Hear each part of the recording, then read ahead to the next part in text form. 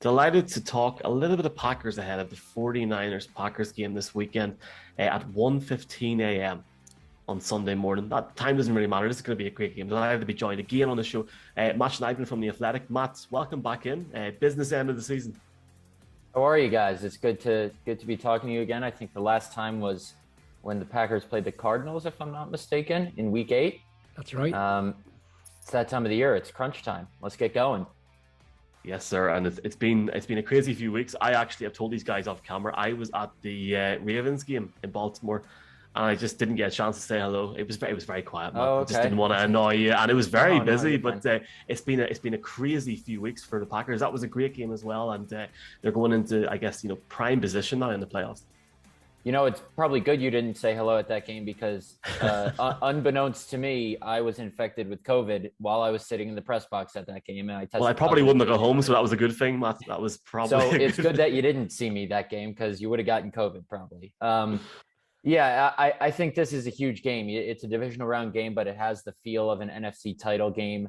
Maybe that's just because these two teams played in the NFC title game 2 years ago. The matchup I'm watching is the 49ers running game against the Packers run defense. Packers probably have the worst run defense in the league this season. 49ers running game hasn't been exceptional, but it's still a run defense that can end the Packers season before they want it to. They don't have Raheem Mostert, who went off on these guys 2 years ago, but they have Elijah Mitchell, and the way they've been using Deebo Samuel out of the backfield is really special. So that's going to be the matchup I'm watching first and foremost, but obviously a bunch of different good storylines in this game. Yeah, plenty of good storylines. Deebo with the ball in hand is a thing of beauty, but then Aaron Rodgers with the ball in his hand is also a thing of beauty. And Matt, you had a piece that came out yesterday, why these playoffs are a defining moment for Aaron Rodgers' legacy. And I think as a Denver Broncos fan, there was always that question around Elway, and then he rides off into the sunset, not with one ring, but with 2 rings. And I think 2 changes everything, right? Because it's not a fluke that you won one. But can you talk to us, I suppose, given everything that has gone on with Aaron Rodgers? We know that he breaks another record. He breaks Favre's record this year, but then there's all of the drama that surrounds Aaron Rodgers. Talk to us, I suppose, a little bit about going into this game and what the feeling is in and around Green Bay. This is really, I think, this is only my 3rd year covering the team, so I'll hear the arguments for people saying they had higher expectations to win the Super Bowl in 2011 when they went 15-1 in the regular season and lost to the Giants in the divisional round. This might be Aaron Rodgers' best chance to win a Super Bowl, not only because of how he's playing, but because of the team he has around him and the guys they're getting back that have been injured. This is huge for him. I asked him yesterday, I basically said, and I'm paraphrasing here, listen, I know how the team does isn't entirely indicative of your individual success, but how big are these playoffs for your legacy, given what's happened the last 2 years and the last decade, really? And he said, listen, individual success is not just how the team does. And it's not just about your failures, and it's not just about your wins. It's about so much more than that, which is true. But at the end of the day, he knows, and everyone knows, that quarterbacks are judged based on how much their team wins when they are on the field. And the Packers have not won enough when Aaron Rodgers is on the field. Now, that might be fair or unfair to judge him based on how many Super Bowls the Packers have won while he's been their starter. He's arguably the most talented thrower of a football we've ever seen, surefire first ballot Hall of Famer. But being a quarterback like that, there comes along with it the expectation that you will your team to victory no matter what. And I think the way he's playing this year, he's capable of doing that no matter how the special teams and defense play. So he's going to have to do it here starting on Saturday.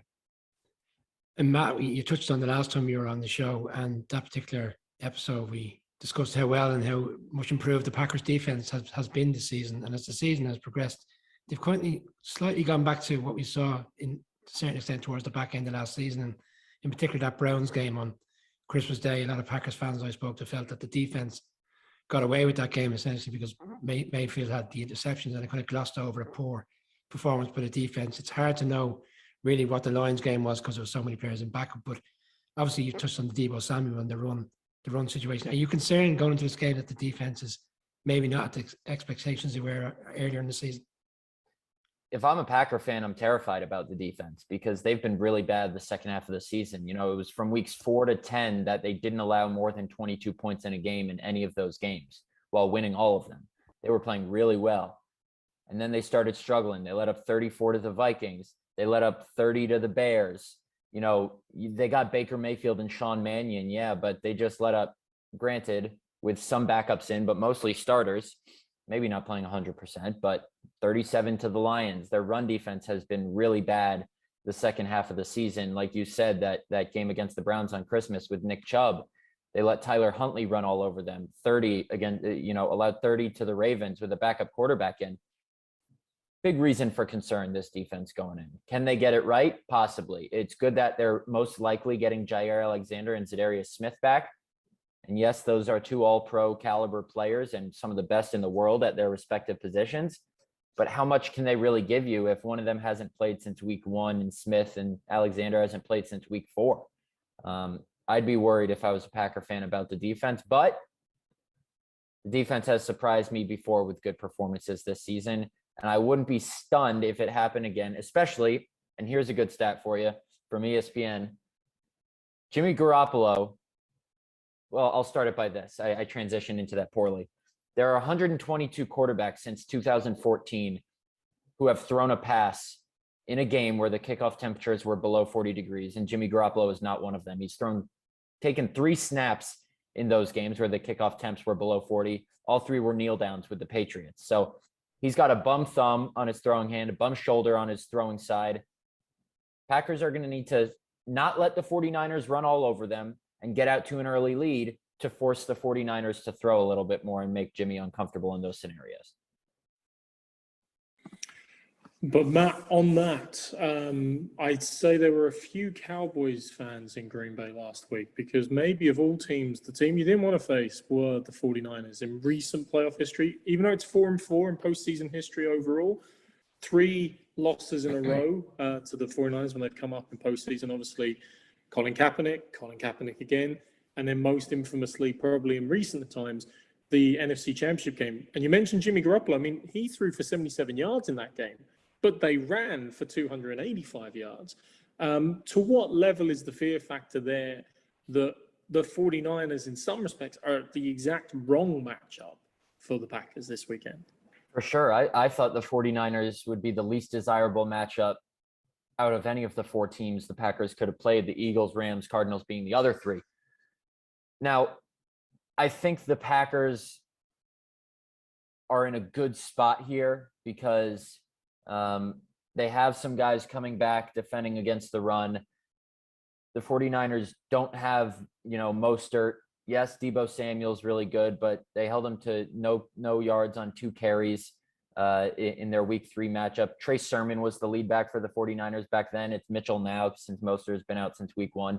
I still think the 49ers could run all over the Packers. But like I said, I think the key here is getting out to that early lead because the 49ers got out to, a 27-0 halftime lead. They scored and scored and scored, and they could just run the ball and run clock, and they sprung a few big ones and ran all over the Packers. If the Packers get out to an early lead and force the 49ers into some throwing situations, that's the key. We talked to Preston Smith and Joe Barry and Kenny Clark today. It's no secret. The run defense is the emphasis this week, and they know what the 49ers are going to do. Preston Smith told us, we know they're going to come in and try and run the ball. Mitchell's going to do his thing. Deebo's going to do his thing. We just got to prevent them from setting the tone and getting into a rhythm.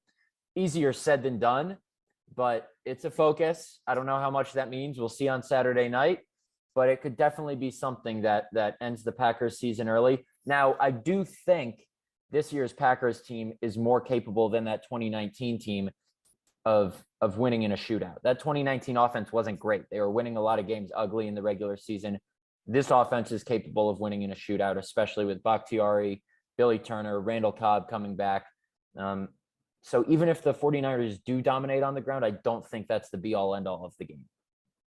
Yes, so many offensive threats there for the Packers and a massive improvement on the last couple of years. Matt's obviously a bye week there last week for the Packers, and then the Lions in week 18. It's going to be, obviously more time than the 49ers have had in terms of rest. I sound like half of NFL Twitter here now, but What's your thoughts on getting this bye week, taking this break?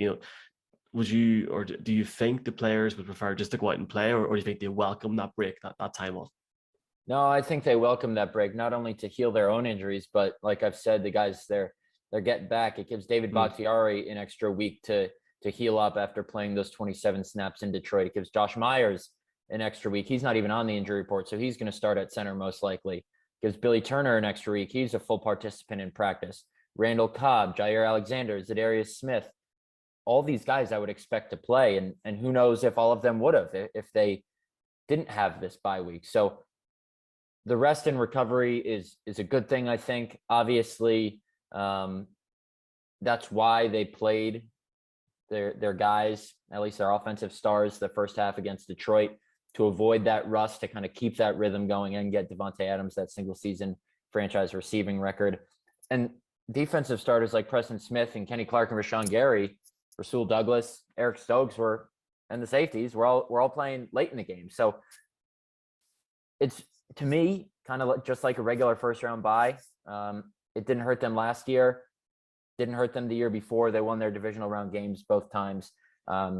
Came out fast in both games. So I don't see how it could be a hindrance this time around.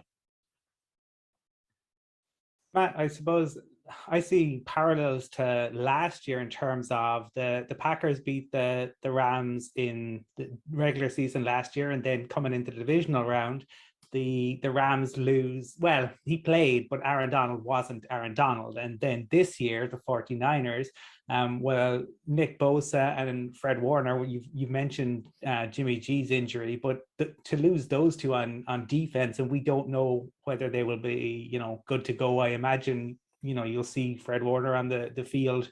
Nick Bosa is probably a bit more questionable at this point, but how significant is I suppose losing those two guys when you're going up against a Packers offense that can be so explosive, and how pleased will Aaron Rodgers be if Nick Bosa isn't good to go? Well, I'm sure Aaron Rodgers would say, I hope his head is all right, because obviously concussion's no joke, but I think Aaron Rodgers would be just fine if Nick Bosa didn't play. He's one of the game's best edge rushers. It sounds like Fred Warner is going to play, at least from what he's been saying this week on Twitter. Nick Bosa obviously is in question. That's going to be one to watch because he can wreck a game. The Packers did well in Josh Nijman's first start this season back in week 3, after that first drive or second drive, I believe it was, when Nick Bosa got the better of him a couple times. And then they really helped him out with some chip blocks with Robert Tonyan. But yeah, that's huge. Especially, it would make things easier on two guys in Bakhtiari and Billy Turner, who might be a little rusty with how little they've played of late. So I think not having Bosa is way bigger than not having Warner, who's one of the premier inside linebackers in the game. But if Aaron Rodgers has time to throw because of a lesser pass rush, he can pick apart any defense regardless of who's playing linebacker. Matt, you touched on how, I suppose, attack-minded the offense has been this year, and you compared it to 2 years ago, where you said they were a sloppy offense to a large extent during the regular season. One player this season that's really come to the fore and fans' favourite now is A.J. Dillon, and I suppose he's got his opportunities as the season progressed, and obviously the Aaron Jones injury. Like, he could be monumental to this offense in certain terms of running the ball, and, I suppose it's a double team with Jones as opposed to Jones consistently getting the ball. Yeah, they've done a really good job kind of interchanging the two of them. And A.J. Dillon's really come into his own this year, not only as a runner, but as a pass catcher. And Aaron Jones has been a little banged up, but if he needs a breather or whatever, they're not going to have any drop-off with A.J. Dillon. Matt LaFleur a while back said he doesn't view it as starter and backup. He views it as 1A and 1B, really. I would assume he's saying Jones 1A and Dillon 1B. But True Media, a good stats and analytics site I like to use, has a stat called Offensiverush success percentage. So basically, it takes into account every single rush a running back has had on the season and measures its level of success based on the expected points added per play. So essentially, in layman's terms, what that means is if A.J. Dillon gets 2 yards on 3rd and 1 at midfield or 2 yards on 4th and 1, that is a successful play. That's not going to reflect well in yards per carry because it's only 2 yards, but it gets the job done, keeps the chains moving, gets the first down. Of running backs with at least 100 carries in the NFL this year, the highest offensive rush success percentage is A.J. Dillon at 48.7%. So he's been really good at turning those 2-yard losses into 4-yard gains and moving the chains. He's not going to spring off a 20 or 25-yard run every now and then like Aaron Jones is, but pushing the pile sometimes and taking a defense's will like that is just as important, especially on the goal line, which we've seen him do a bunch this year.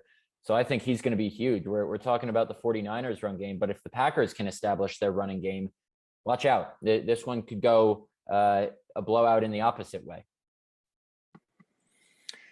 Matt, we've had a spate of reunions, TV specials last while. We had Friends, we had Sex and the City, we even had a Saved by the Bell reunion.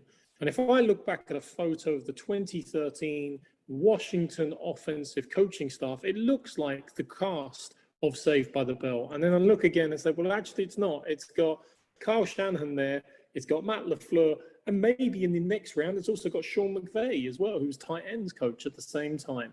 How is that coaching matchup a reunion again? We've talked about the 2019 championship game, about the face-off there.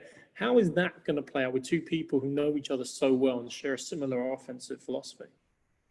Yeah, at this point, they've played each other so much as head coaches. What is this, the 5th time since they've both been head coaches? Twice in 19, once last year, and then this will be the 2nd time this year.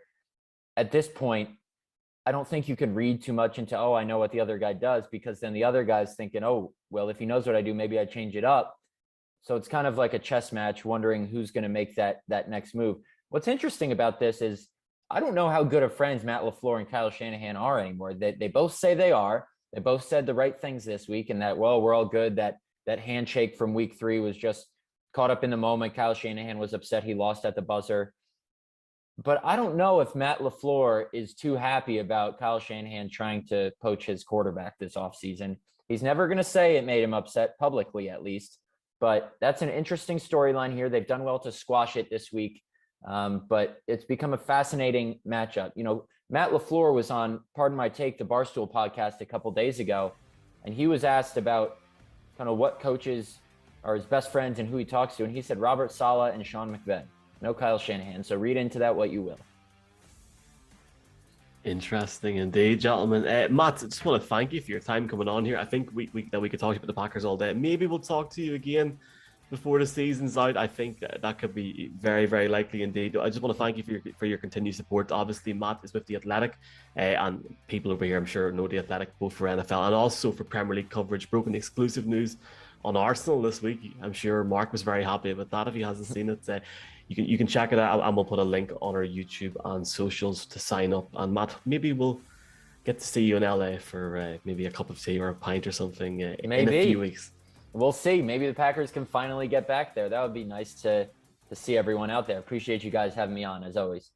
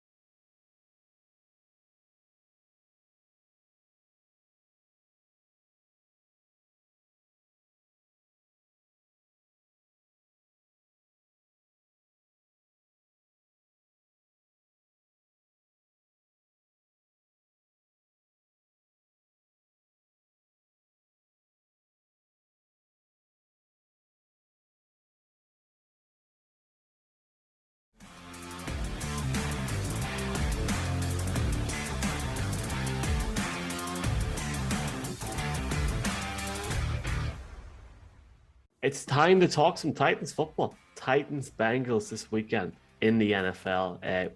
Titans now 2 games away from the Super Bowl, and the hype is unreal at the minute in Nashville, in Tennessee. You can almost feel the crack from the Irish Titan lads on Twitter as well. Delighted to welcome in Mike Herndon at Mike Miracles on Twitter. Mike, a very, very warm welcome to the Irish NFL show. Your debut appearance at, well, a hell of a good time to make your first appearance in this show. Absolutely. We got a little to talk about Titans-wise here. So I appreciate you guys having me. Looking forward to talking some ball. Yes, sir. Have you ever had the chance to be to Ireland yourself, or did you get to come over to the games in London or anything like that? You know, I have not been to Ireland. We actually, my wife and I went to London, I guess it was 3 or 4 years ago. And we were trying to make it over to Ireland while we were there, but we just weren't able to make the time work for the amount of time that we had over there to be able to get over there. So our plan is, we do have some friends in London. Our plan is to, next time we go visit, maybe when our son's a little bit older, pop over to Ireland and see what it's all about. I've heard great things. So yeah, it's a pretty decent spot. So hopefully we'll be able to welcome you at some stage. And I suppose, look, coming into this week, coming up to this game, the only really, the biggest talking point, there are many, but the biggest one is the return of Derrick Henry. We've seen the videos, the King returns.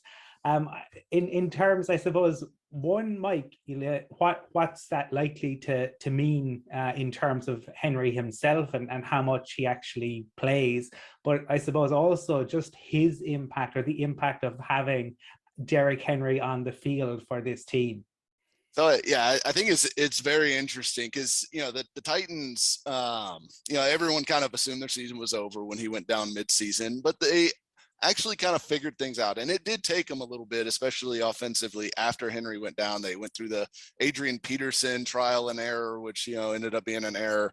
And then finally found something with Deontay Foreman and Dontrell Hilliard that kind of worked down the stretch. And they started to get the offense clicking a little bit as AJ Brown and Julio Jones started to return from injuries as well. But Henry, no doubt, has a huge influence. If you look at some of their EPA and you know, advanced metrics with splits with and without Henry on the field, you know, his effect not only in the run game, where, you know, he can take a 5-yard run and turn it into a 60-yard touchdown, is obvious, but his effect on the passing game is strong too, because he is just such a magnet for attention. And while the box counts didn't necessarily always change a ton with Foreman and Hilliard in the game, mostly because those are more or less a reflection of the personnel package and formation you've got on the field,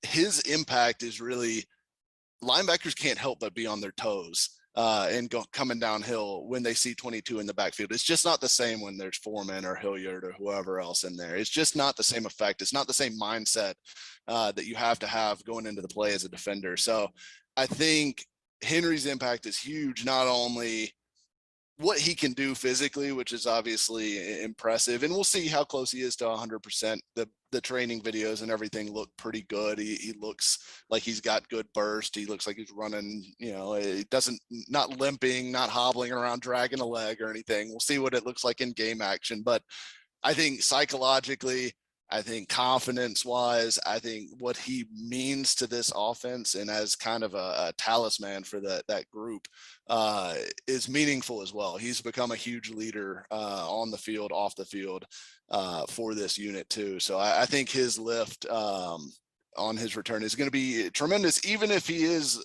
you know, not getting the 30 carries that we're used to seeing him get this time of year. It may be something closer to 15 to 20.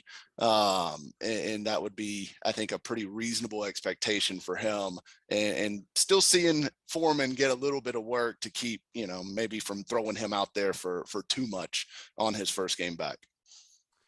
Michael, when Derrick Henry got injured, it kind of coincided with a period when the defense really improved and kind of stepped up in a lot of games, and in many ways probably got the wins for them essentially.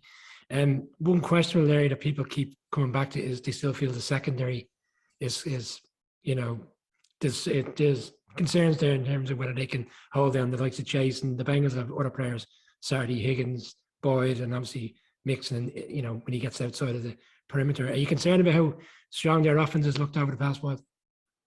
Oh yeah, I mean, you can't help but give tremendous respect to the Bengals passing game, especially, and what they've been able to do, especially down the stretch, you know, when they kind of turn Burrow loose and let him go after it. You know, they've been beating up on some pretty good defenses during that run. And I certainly think the Titans are a good defense. If you look at weighted DVOA down the stretch, they're 8th in the NFL defensively. They're a strong unit. I think they're not so, they don't have a ton of superstars. You know, I think Jeffrey Simmons is bordering on superstardom. If he played in a bigger market, he might already be there, frankly. Kevin Byard is a 2-time All-Pro now. I think he's a pretty well-known player. But outside of that, you've got a lot of guys like Danico Autry, a lot of guys like Harold Landry, who had 12 sacks this year. You know, Zach Cunningham, David Long.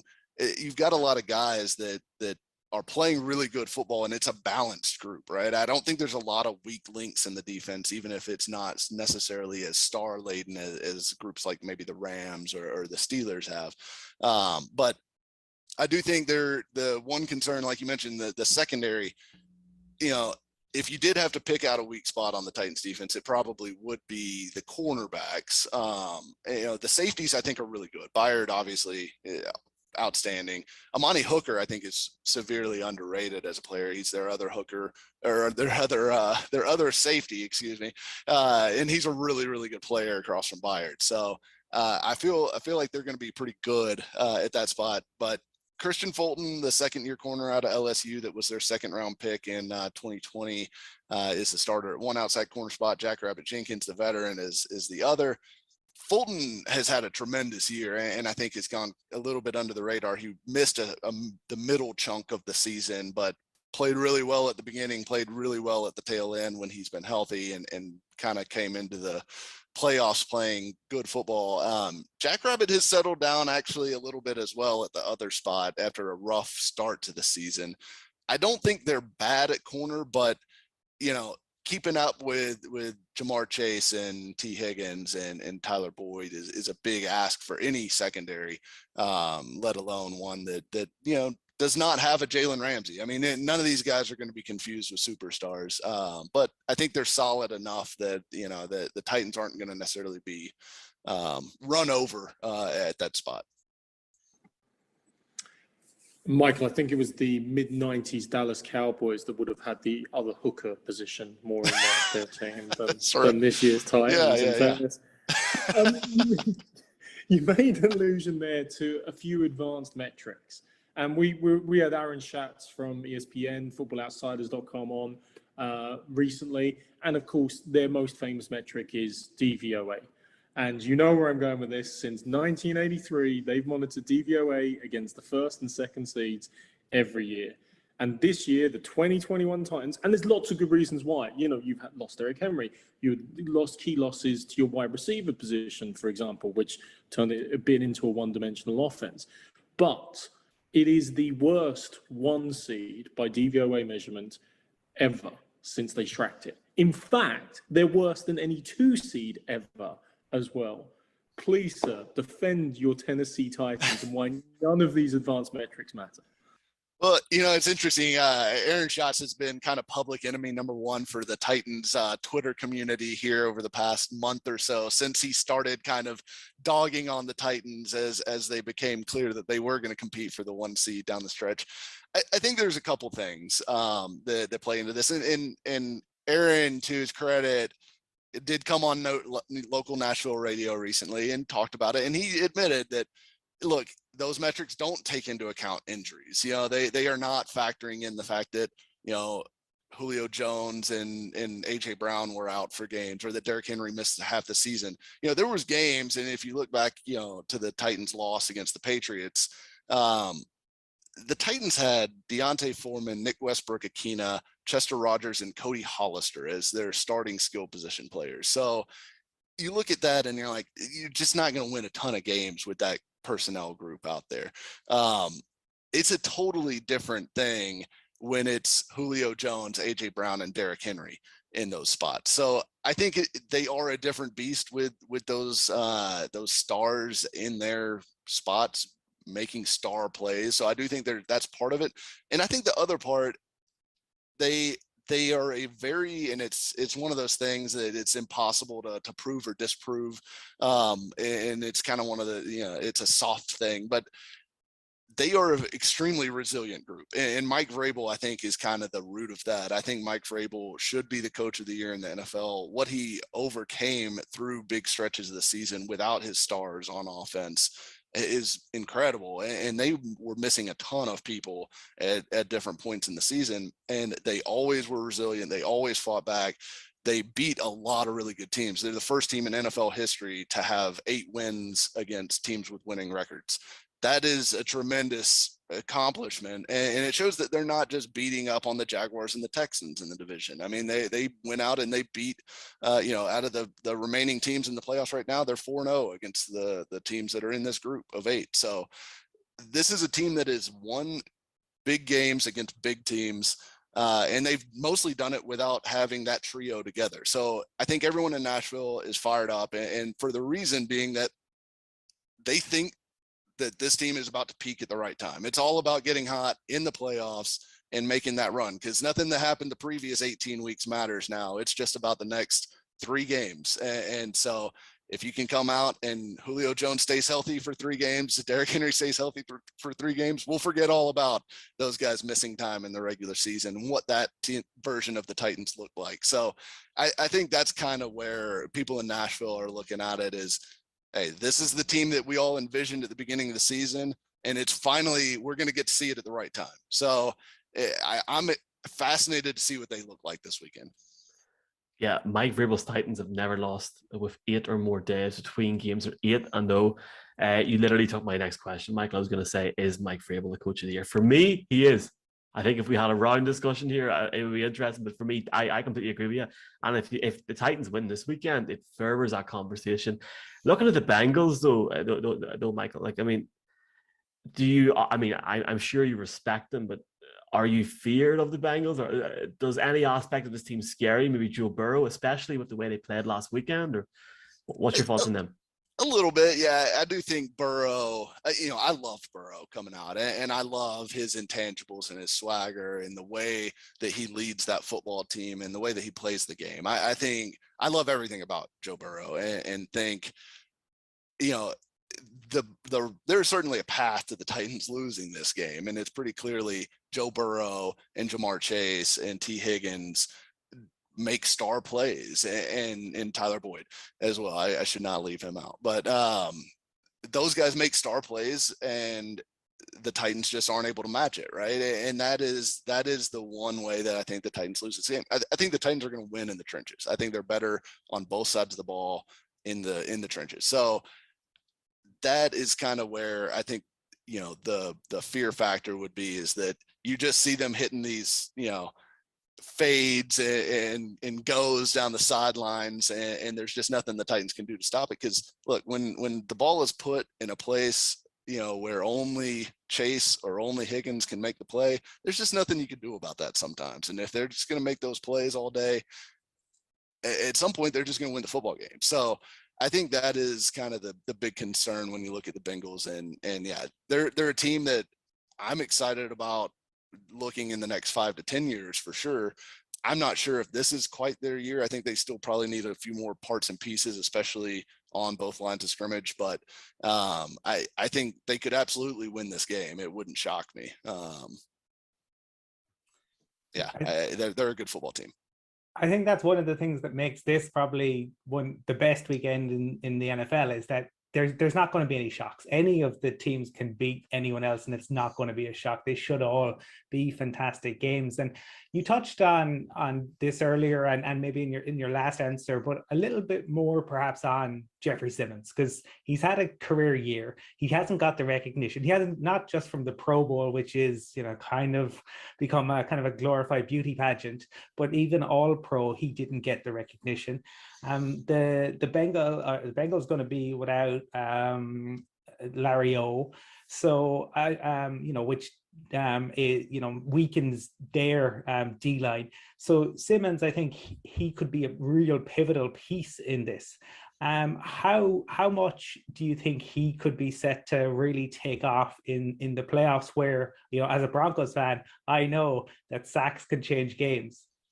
Absolutely. Yeah. And he is the focal point of that defensive line, and they are really good across, all the way 4 across. They've got Bud Dupree, who, has probably has definitely put up the least numbers of the group. But if you look at their on and off splits with Dupree on the field versus not, they are a much better pass rush with Dupree. And I think it all comes down to this Titans pass rush. They have 3 guys out of that 4, and Simmons, who really leads the way, Autry, and Dupree, who compress the pocket. I mean, you very rarely see them not get push. So they're making the pocket smaller, and then you've kind of got Landry, who has a ton of speed, has that ability to win quickly, and he's the guy that often gets to clean up the sacks and take advantage of quarterbacks in a compressed cylinder.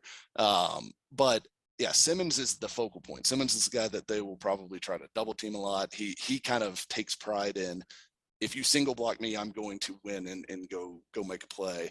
If you double team me, I'm still going to find a way to influence the play, whether that be pushing the double team around, getting in a gap that I'm not supposed to be, whatever it may be. But that guy makes a ton of plays for this football team. He is virtually immovable at the line of scrimmage. He's not a huge guy. You look at a guy like Vita Vea, who's 350 pounds. Simmons is 305, but probably the most naturally strong defensive tackle I've ever seen in Nashville. I mean, this guy is unbelievably strong. And you look back to the night against the Rams, and he took over that game. He had 3 sacks. He was walking defenders back into Matthew Stafford's lap, or walking offensive lineman back into Matthew Stafford's lap. He is a game wrecker in the truest sense. And I think the Bengals, while they do have a lot of weapons on the outside, I would be a little bit worried about that guard-to-guard box in the interior, especially against Simmons. And when they throw Autry in there, it's even worse. Michael, I suppose the right thing to say is let's not look too far ahead, but the Chiefs are playing the Bills obviously later on Sunday. You haven't played both of them this season, 2 games in kind of in a different manner. You wiped the floor essentially with the Chiefs the first time around, albeit they were going through a difficult phase of the season. And then when they played the Bills, if it wasn't for the Josh Allen slip on 4th down, potentially the Bills may have won that game. Have you got any preference who you'd like to play if you were to get through the Bengals? I do have to say that the Josh Allen slip, Titans fans do not believe he slipped. If you go back and watch, Jeffrey Simmons throws Deion Dawkins right onto Josh Allen. He wasn't going anywhere whether he slipped or not. So that is a big bone of contention for Titans fans. But regardless, I do think among the 2 matchups, I feel like the Chiefs, honestly, are probably the team the Titans match up better with than the Bills. Despite, the Titans beat the Bills last year. They also beat them earlier this year. Last year, it was a blowout. The Titans blew out the Chiefs this year. They beaten them 2 years before that. So they've had good success against both teams in recent years. I don't think they'll have any fear of either team going into that matchup if they do advance. But I think if I was picking, I'd probably on paper rather see Kansas City, although I do think there's an argument to be made that the Bills having to go on the road to Kansas City and then have to go on the road again to Nashville the following week, maybe you want to play a team that's had a little bit more travel, a little bit more wear and tear in Buffalo than you would with the Chiefs. Michael, just quick point you were saying about playoff record against playoff teams. Like, I remember the Patriots, I'm a Pats fan, a couple of years ago, were 11-5. They lost 5 games to non-playoff teams, but they beaten any playoff team they faced. And sure enough, they went on to win the Super Bowl. So that might be an omen for Titans fans this year. And look, we're all fans of the game. We're all fans of our teams. And fans are scarred, or fans adore history and what's happened to them in the past. And especially that's magnifying the postseason. So if I'm thinking as a Titans fan in this regard, I mean, you had that magical run in '99 behind Steve McNair, leading all the way to the Super Bowl. I just won't mention Kevin Dyson and 1 yard to go. And I'm going to channel Jeffrey. I think Geoffrey Chaucer came up with this expression of a harbinger in the 13th century or so. And I don't want to be a harbinger of doom, but the Titans have had the number 1 seed twice, I think, in 2000 and 2008. Both times, unfortunately, bounced one and done in the playoffs. At least you don't have to play the Ravens this year. I've got to put you on the spot while we have you. I mean, are you going to be on the side of glory and the angels, or is the devil on your side and the harbinger of doom is coming? You see this playing out for Titans fans this weekend. Give us a prediction, give us a score. You know, I think it's a very different matchup. If it was the Ravens, I'd feel differently because the history between the Titans and the Ravens, because the Ravens have also had the 1 seed and the Titans knocked them out in the playoffs, which happened a couple years ago. There's some sort of weird thing going on with those two franchises to where anytime one of them's on top, the other one's coming for them every year. It just seems like that's the way that those two go. But I'm going to say I think the Titans come out on top. One little thing that could be a good omen for the positive for the Titans. It's been 22 years since the Music City Miracle. This game is going to be played on January 22nd, and of course, Derrick Henry's number is 22, and it is 2022. So, I mean, things are lining up. We're about to see Derrick Henry rush for 222 yards and 2 touchdowns. I think. It's a shame the Super Bowl was in February the 2nd. The second. We may need to move the date. That would help. I genuinely think the whole of the state would just freak out if that happened. But I tell you what, though, Mike, in all seriousness, now if you win, we'll get you on every week as a good omen from now, and look, we'll grab some pints with you in LA. But massively appreciate it and enjoy this weekend. It's going to be a blast for you guys. I know, look, I guess to be honest, for a neutral, both fan bases really deserve this, so enjoy it, man, and just enjoy the weekend. Thank you. I appreciate you guys, and looking forward to watching the games this weekend.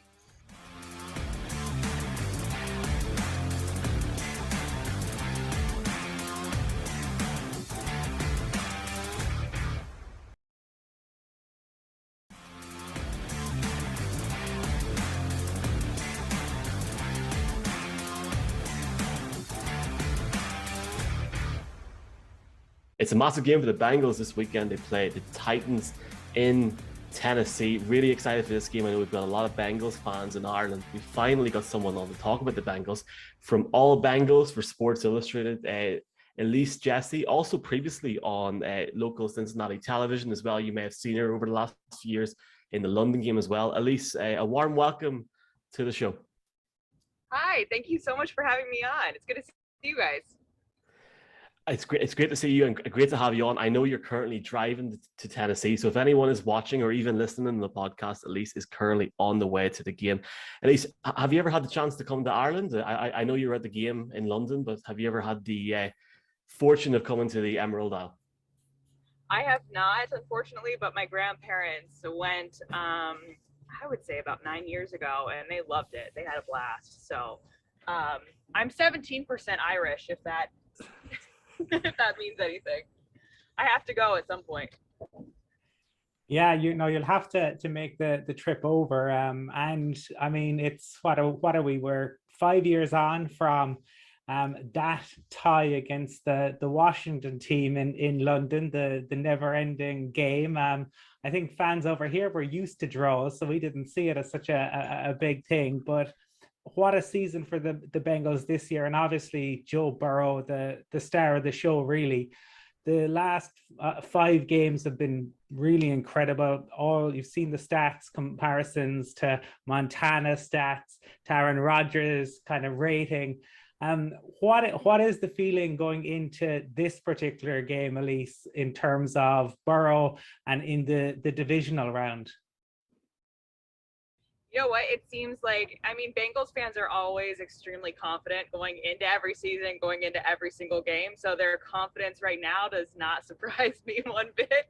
The players, the coaches are all confident. And I think a lot of that is surrounding Joe Burrow. I mean, the guy comes in, he's cool as a cucumber always. I was at the NFL Combine the year that he was drafted. And even back then, before he was a pro, I mean, he conducted himself so well spoken.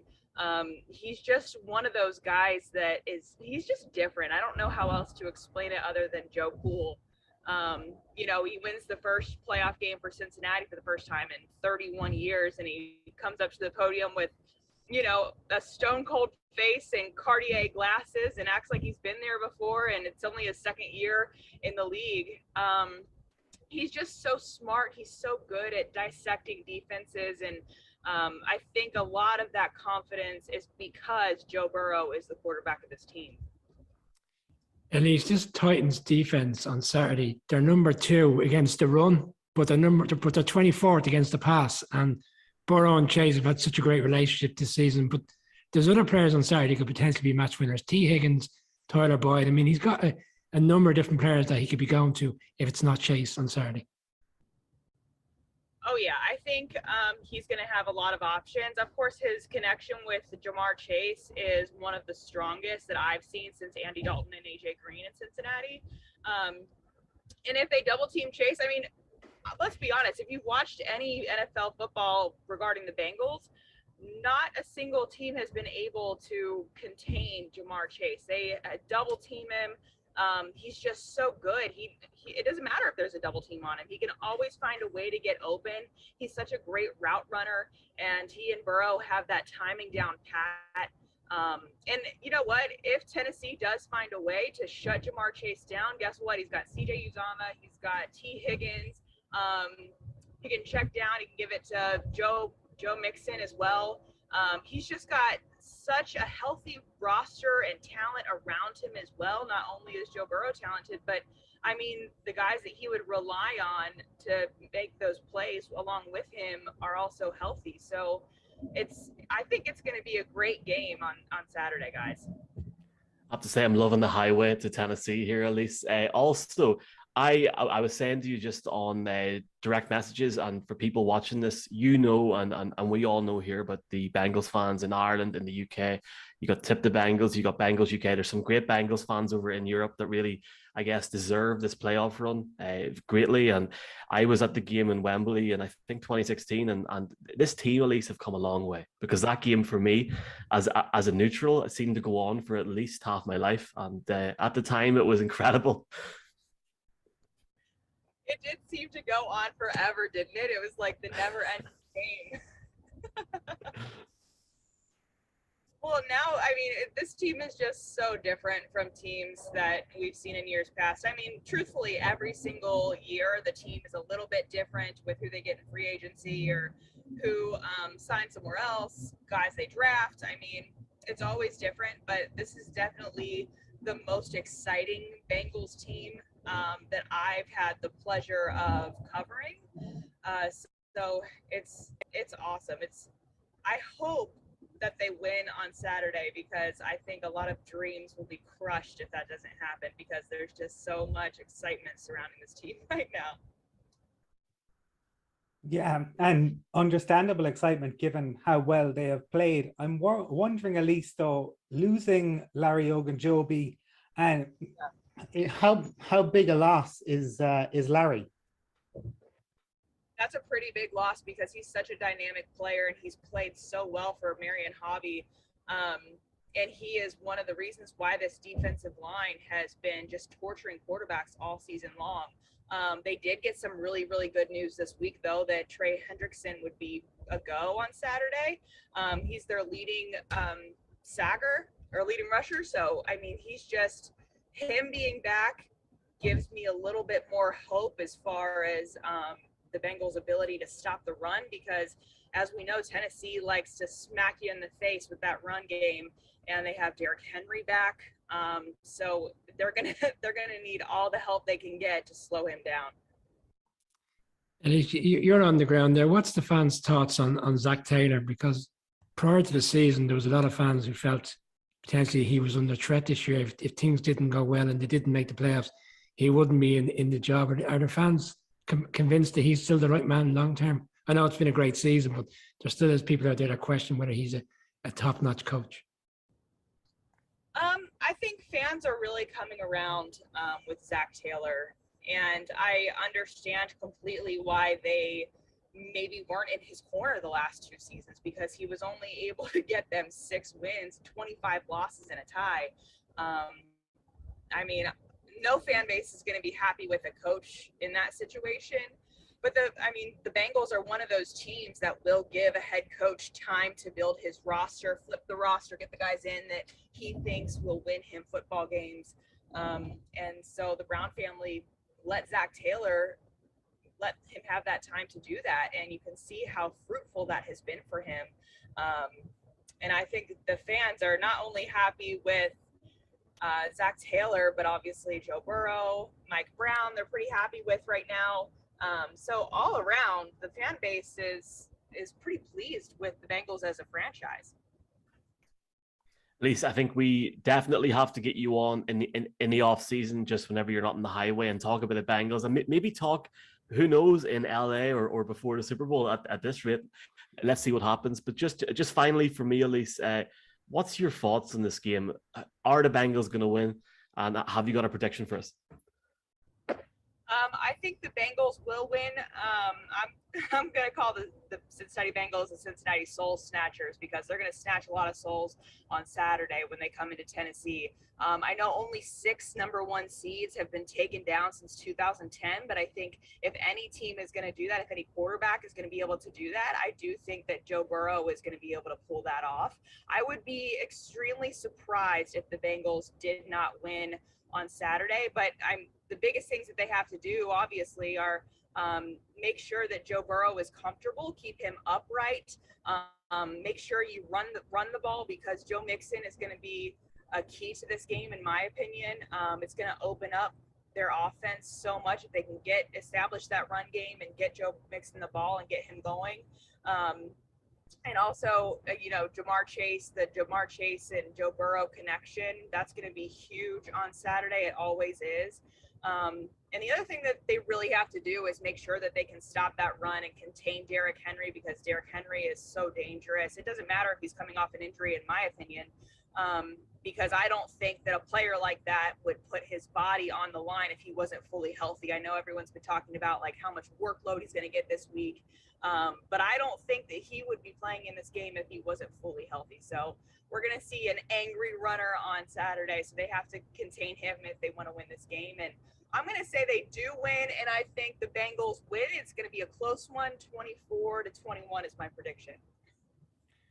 I think it's going to be a fascinating matchup, and I know fans on both sides of the Atlantic will enjoy the game. Elise, we want to thank you for taking the time to join us. To our viewers, you can find Elise on Twitter and Instagram at Elise Jessie TV. And Elise, as Michael said, we would love to welcome you back to the show again at some point in the future, but enjoy the game this weekend.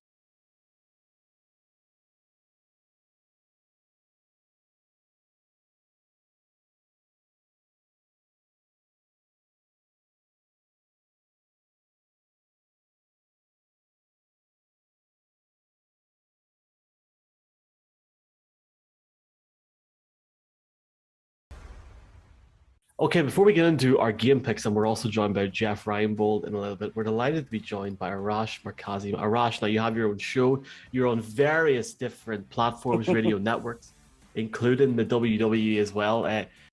Very, very warm welcome to the show. Thanks so much for having me. I appreciate it.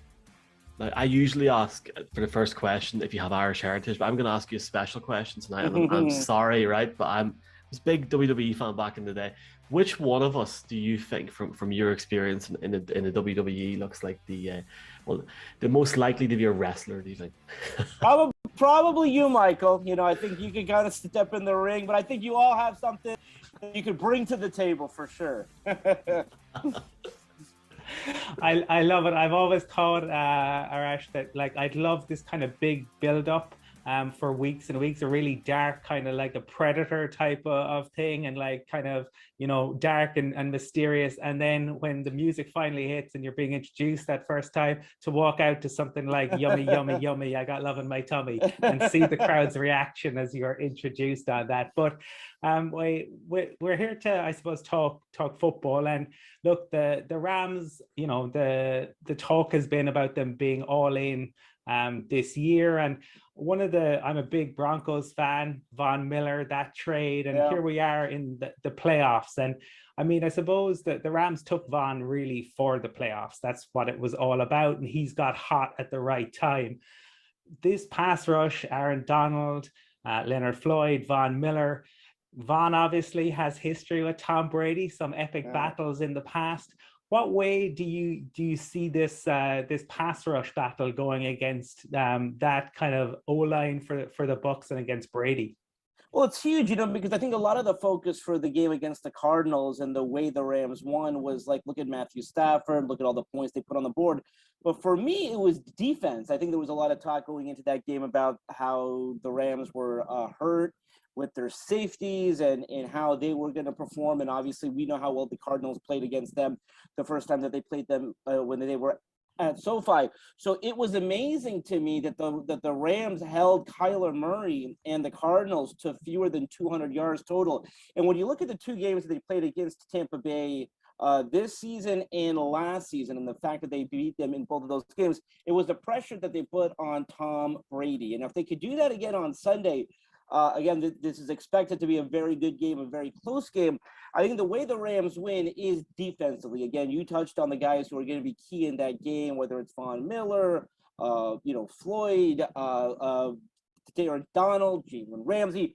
Really comes up to the pressure, and in the middle in particular. And so I expect, again, the Rams to make it a very good game, but for them to win and advance to the conference championship game, again, they have to get pressure on top. And Rash, as a Giants fan, I'm always intrigued to see how well Odell Beckham is doing. And when he was in Cleveland, he was constantly coming out and saying he wasn't getting enough of the ball, but he certainly got his fair share of the ball since he's gone to the Rams, probably more so because of the Reynolds season-ending injury. Are you surprised how well he's doing? He seems to have got better as the games have gone on in terms of understanding the offense and what's expected of him. 100%. I mean, I was really kind of surprised. Again, it took him some time to kind of get in a rhythm with Matthew Stafford. The timing couldn't have worked better for the Rams. I mean, again, the day after they find out that Robert Woods is going to be out for the year, they have Odell Beckham Jr. And again, we know what kind of a superstar he can be, but we know how he left the Giants. We know how he left Cleveland. So I've been pleasantly surprised at how things have worked out for him here. Again, when you're in Los Angeles, there's always that worry that, he's going to go Hollywood, obviously, and he's not here for football. He's here for the off the field stuff, but he's really been focused and he's really worked hard at his craft and he's having a tremendous season. And the reason that the Rams are in the position they're in is his connection. The connection with Matthew Stafford, that's come a lot quicker than I think a lot of us thought. Arash, you mentioned the safeties issue, and it was nice to see Eric Weddle giving up his bus pass and coming back to play for the Rams again. But the game last week, in many ways, reminded us all why the NFL is back in LA. I mean, the build up to the game, the stadium was electric. SoFi looked amazing. They go around the stadium to it's prime time all the time in LA. So there's star after star after star.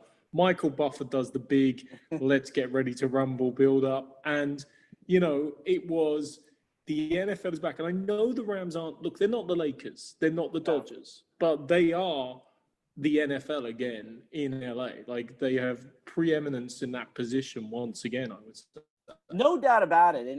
And I know that they've gotten a lot of grief, when they're going up against signature teams with established fan bases. I mean, I think it was well, talked about when San Francisco came here, the number of San Francisco fans.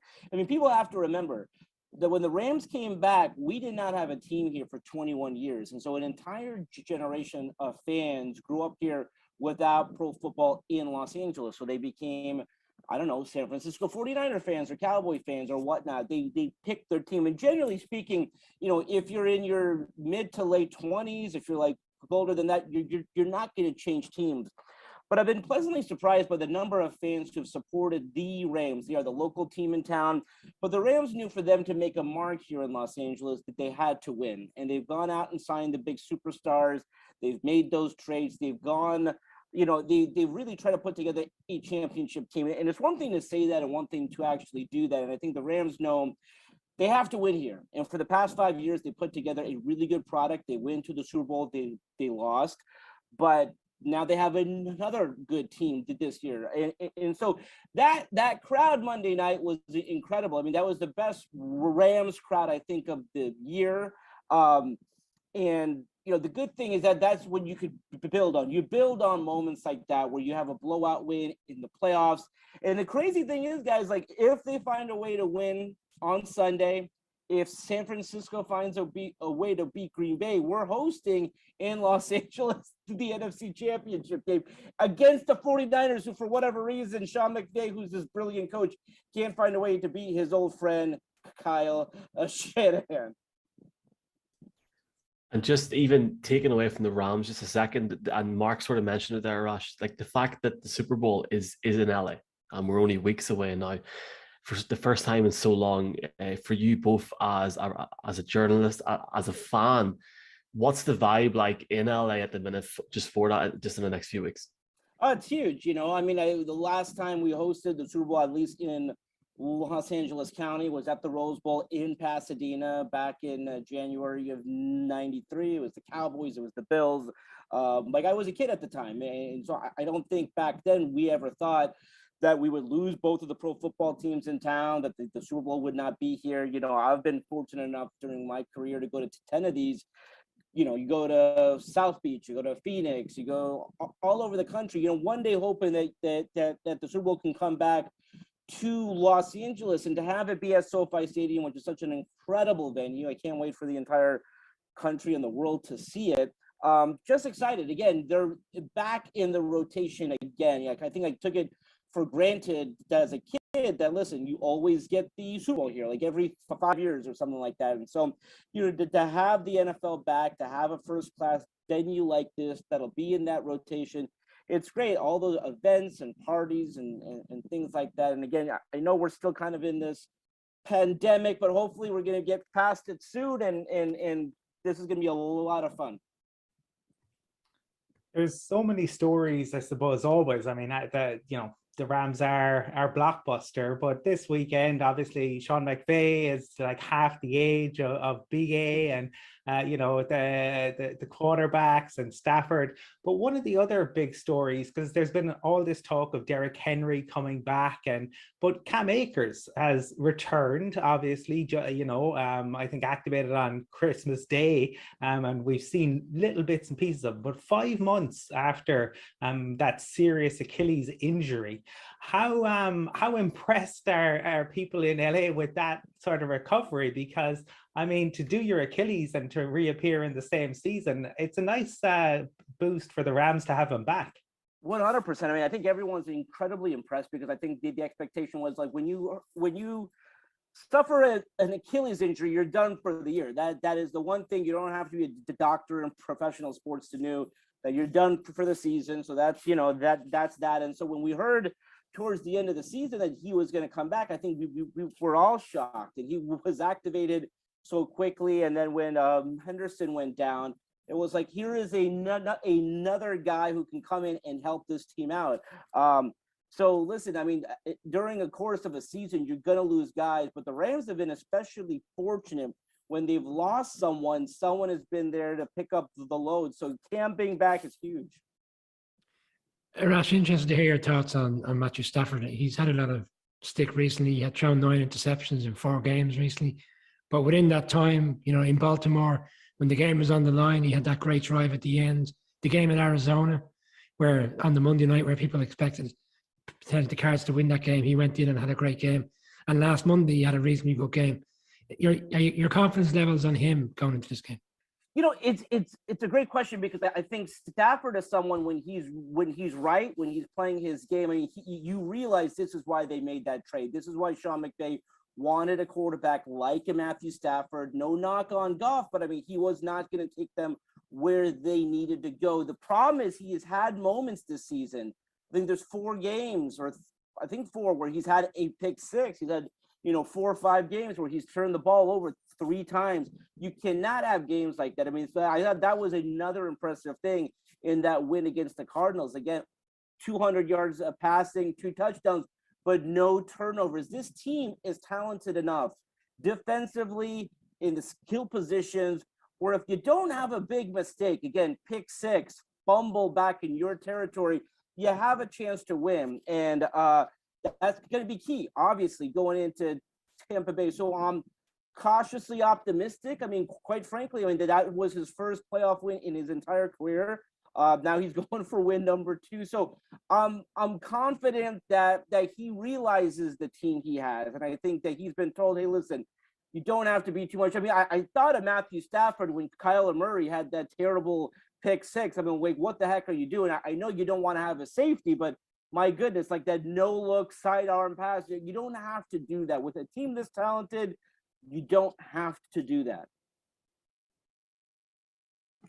And Arash, you're mentioning Matthew Stafford, and he's obviously going to be quarterbacking the Rams. But on the other side of the field, at quarterback position, there's some kind of mythical creature. I don't know. He's like a minotaur. He's not a ram. He's a minotaur, we're going to call him. And he doesn't have one playoff win. He's 36 playoff wins at last count. And Thomas said with Patrick Brady, he doesn't have the weapons. He certainly doesn't have the weapons that Matthew Stafford has. And he is an old man at this stage. I mean, he's older than any of us. So, like, I mean, you know, what's he still doing playing American football? But how, I mean, you know, Andrew Whitworth is the second oldest, and like Brady beats him by a couple of years. But how are the Rams going to deal with the threat that Tampa possesses? It's not just Brady, of course. It's Mike Evans. It's Rob Gronkowski. It's a very strong offensive line. How do you feel that matchup's going to play? The great thing about it, I think normally in a situation like this, it would be, you know, it would be kind of understandable, right? For a team to say, oh my God, it's the GOAT. It's Tom Brady. It's a Super Bowl champion. The fact that the Rams have beaten this team in the past 2 years, again, week 3 here, and then last season, it gives them confidence. It's like, we've faced these guys before. We've beaten the Super Bowl champions. We've beaten the defending Super Bowl champions. If you get pressure on them, if you knock them down, if you get pressure up that middle, make him think a little bit more, he'll start to play like a quarterback who's not in the prime of his career. Because I mean, it is still amazing to me how well Tom Brady's playing. I mean, we got a player out here, LeBron James, who's doing the same thing at 37 years old. It's you know, it defies science, it defies logic, but he's playing tremendously well. But the good thing for the Rams is they've faced this team before, this exact same team the last 2 years, in Tampa Bay a year ago, in SoFi this year. They know what they have to do. Yes, sir. Really looking forward to this Rams-Bucks game at the weekend. And Arash, just want to thank you for coming on. And look, we'd love to have you on again if the Rams, and you know, let's be positive when the Rams progress for you. And look, we may see you in LA in a few weeks. But do you want to just let our listeners know where they can find you, maybe on social? Yeah, first name, last name, Arash Markazi on Twitter and Instagram, themorningcolumn.com. Right there, Monday, Wednesday, Friday. And yeah, certainly hoping to see you guys. Whether or not the Rams advance, hope to see you guys in a couple of weeks at the Super Bowl right here.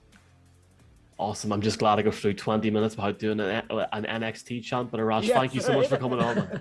Thank you so much.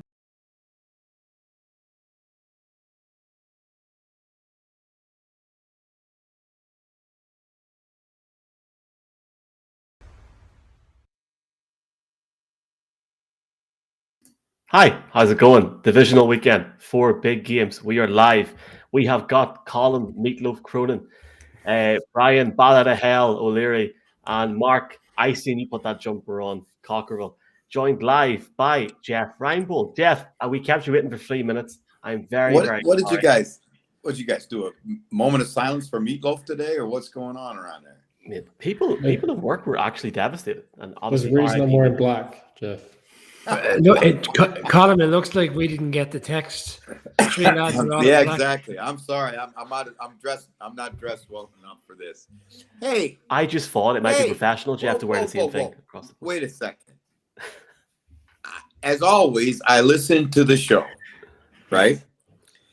And like, I'm not reading tea leaves here, and I'm just saying. When Arash was on the show, he said, I'll see you guys in LA. Now, what's going on? Brian's going to Comic-Con in April. He's a big Walking Dead fan. And Jeff, I'm 44. I have no idea what even a Comic-Con is at this stage. What? Are you guys going to Super Bowl? There's a rumor going around that we may be going to the Super Bowl, which is probably substantiated by travel agents today taking our hard-earned money. But unless Michael wants to divulge any other Boy, I tell you information. what, I got to call my friends at the LAPD and we got to let them know that they're being invaded. I think they already have a picture of Brian O'Leary, Jeff. Yeah, I think they've. Yeah, and there's lots of tea leaves involving that said location, and also Ireland and certain things that we will divulge in due course. Jeff, obviously a very warm welcome to the show. It's great to have you on. I contractually have to say right now that we're presented by Matchbook Betting Exchange. I didn't say it at the start. Sorry, Matchbook. £20, €20 bet with the code Irish NFL Show. We'll talk about it in detail later on. And thanks also to Matchbook and Trust for the sponsorship. Jeffrey, you've been a busy man this week. You've got a big weekend ahead of you. I mean, how did you do that Monday night? That Cardinals Rams game. Fair play to you. What was the secret? Do you love football? I mean, do you love football? Yes. Huh? Yeah. That was one of the things. Jerry Glanville, one of the all-time greats, right? One of the greatest characters in coaching history, used to ask me that same question. He'd go, "You don't really love football, do you? Like, you don't love football. If you love football, you'll do it. No matter what time of day or hour. It doesn't matter. It just doesn't matter." Jeff, I'm interested, I suppose. Look, last week, Josh Allen and the Bills. What a performance! Something that we haven't seen in the NFL before. Every time they had the ball, it was a touchdown. I remember it when Josh Allen was being drafted, and there was all this debate about him and whether he could develop. And Jordan Palmer, the QB coach, said Josh Allen could be the best QB I have ever seen. And a lot of people were very, very skeptical. But Josh Allen put a performance for the ages in last weekend against the Patriots. Can he continue to do that throughout the playoffs? Well, Colin, that's a really interesting question, because, when I did an in-depth study of him when he came out of college, and because, when you play at the University of Wyoming, that's not exactly primetime football. So I didn't really know all that much about him when he showed up on the radar screen. So I started to do some research. I called, Wyoming plays in the Mountain West, which is the same conference that Hawaii plays in. So I called the coaches at UH and I said, "What do you think of this kid, Josh Allen, at Wyoming?" And they said, "Really talented, great athlete, big, strong, big arm, all that stuff, but inaccurate, sometimes tries to do too many things, doesn't let all that coaches stuff," right? So that intrigued me. And I started to do a breakdown of him. And I look all the way back, Colin, till he was, as a high school player in Northern California, small high school, not recruited, went to junior college, I think Reedley Junior College up in Northern California, not a big time junior college program, no Division I offers other than the University of Wyoming. And he never completed 60% of his passes at any level until he came to the Bills.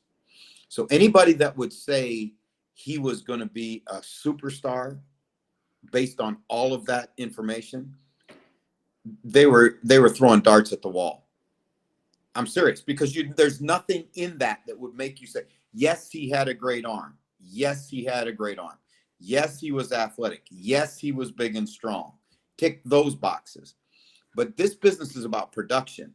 And where I give him credit is the work that it takes to become a great quarterback when you've just got tools is incredible.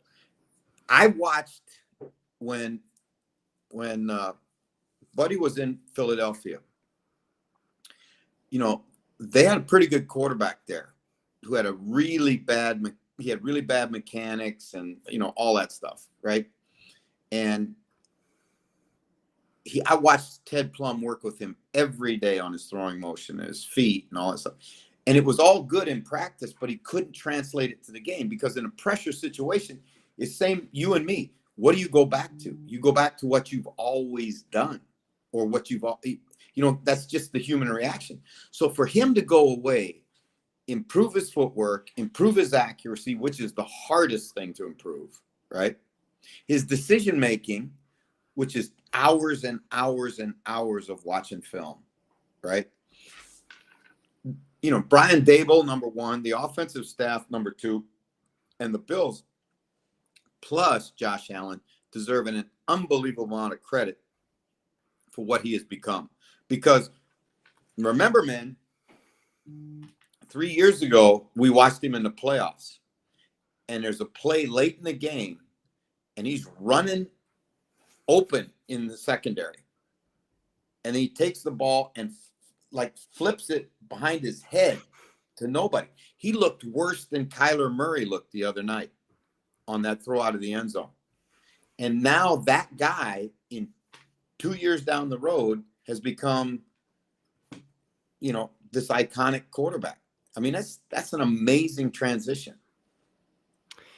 Jeff, they say never back against Tom Brady, but in fairness to the Rams, recently they've done really well against them. They beat him in week 3. They beat him last year when Goff was the quarterback, and that game was in Tampa.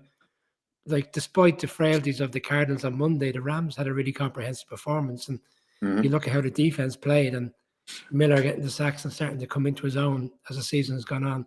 They have a real opportunity to, you know, they're not favourites for this game, but you could argue that they should be favourites for this game because the Bucks, despite the win last week, have been a bit patchy of late. Well, the Bucks, you know, I mean, who are the Bucks right now? You know, you look at it, the Bucks are on offense anyway. They're Mike Evans and they're Gronkowski, and then everybody else just kind of fits in around it, right? If the Bucks can't get Wirfs back, and if the Bucks don't have playoff Lenny, it's going to be tough for the Bucks because Ryan Jensen's nicked, right? And when you look at Brady, when you watch Brady, and I mean, watch all of the tape, go to the, you know, the game against Denver a couple years ago, I think in the AFC Championship game, I think it was, and you go to the Saints game this year. What causes him the most amount of problems? When you play man, he has to hold it, and he's got pressure on him, and he can't get his feet underneath him. He can't, those kinds of things. Now, I thought the Rams defense was non-existent in the second half against the 49ers, but Raheem Morris did a great job, I thought, last week of scheming the Cardinals and confusing them and confusing the quarterback, confusing the protection, all that stuff. If he'll do that same thing this week, think about this, guys. You have, I mean, let's just let you be the coach for a minute. You have a great corner who's big and physical in Jalen Ramsey, right? And that they use that term shutdown corner. There are really few shutdown guys. He might be one. And you got one wide receiver on the other side that you have to match up with. So what are you going to do? Well, you're going to track him all over the field, right? So you can play plus everywhere else and let Jalen Ramsey take Mike Evans because there is no Antonio Brown. There is no. We're looking at Scotty Miller, and I love Scotty Miller. But if you're sitting in the meeting room with the Rams and you're saying, okay, we take Evans out, we'll double Gronk, who's going to beat us? You're going to feel pretty good about your opportunity. So this is really going to be interesting to me on how I always call them St. Louis, how the Rams coach this game on defense.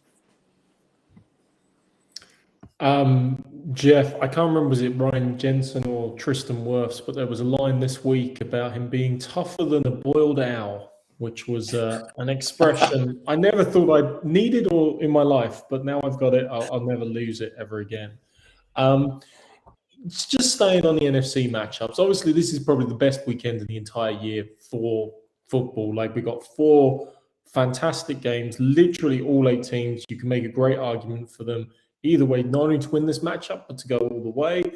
And of course, we're talking about the best of the best. And if you're talking about the NFC, one of the most fascinating things for me, I mean, you're a coach, is sometimes the coaching matchups. I mean, because you've got Bruce Arians, more mature gentleman, shall we say.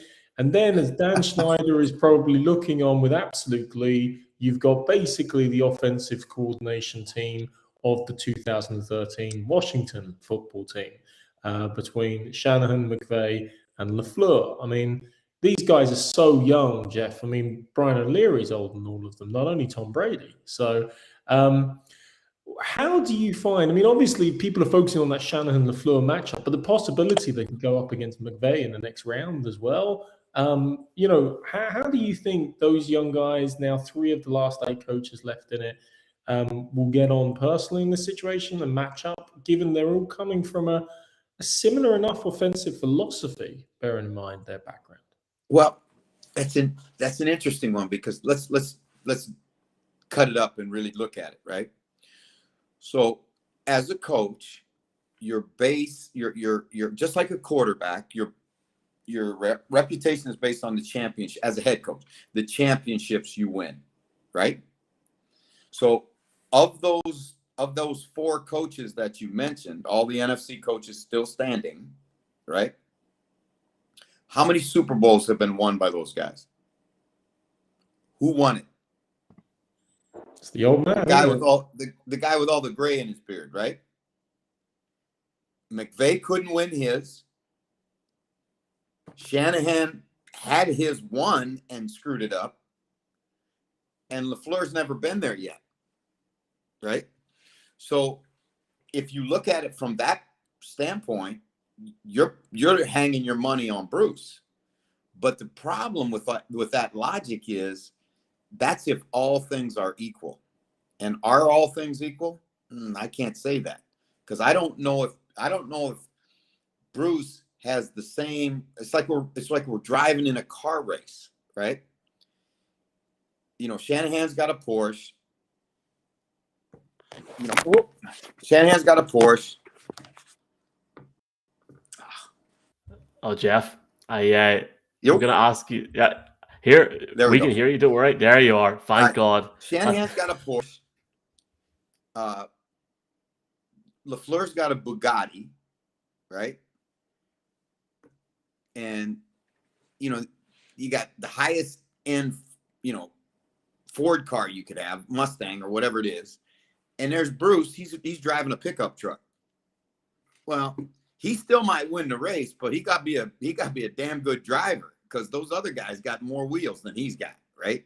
So if you just said all of it's equal, I'm taking Bruce, because he's been there, done that. He's got a quarterback who's done it a bunch of times, right? But I'm not sure it's a fair fight. Jeffrey, just finally, because you've got a very busy weekend ahead of you. Like, all of these games, obviously on Sky Sports this weekend. Bengals Titans tomorrow night, 49ers Packers. It's not TBC against the Bucks. Give me some slack, lads. Rams at the Bucks and the Bills at the Chiefs. That's a hell of a weekend, Jeff. I know you said it on your podcast earlier on there, on Coffee with Coach Reinbold. We sort of make the day up at this point. I think Monday and maybe Thursday next week. I don't know, but it's on your Twitter page. Who have you got in these games, Jeff? So if you want to give us maybe the 4 teams before you go, who's going to win this weekend? Well, the Titans-Bengals game, I think, is going to be a lot better game than some people think it's going to be. I think there's a general sense that because Henry's back, it's just, he's the king, he's coming back. And Tennessee, I watched the entire year of Tennessee's games today. Tennessee's defense is way better than it's been in the past. But you still got Joe Burrow, you still got Chase, you still got weapons on the other side. I worry about Cincinnati's ability to stop the run up front. And if the Titans can get ahead and play keep away, then I think the Titans will win.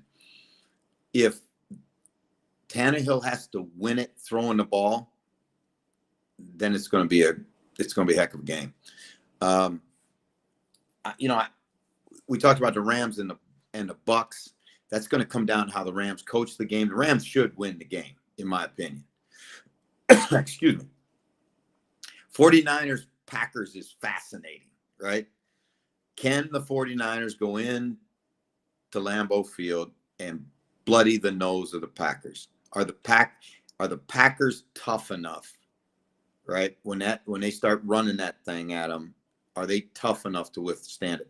Because AR is going to make his plays, right?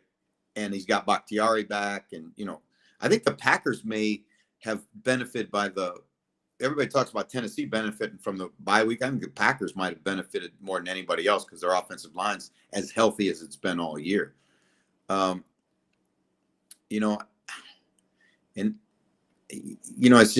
going to be one of those kind of weekends, my man. It's just going to be an awesome weekend. This weekend and next weekend are the best 2 weekends in the NFL season. The 2 best weekends.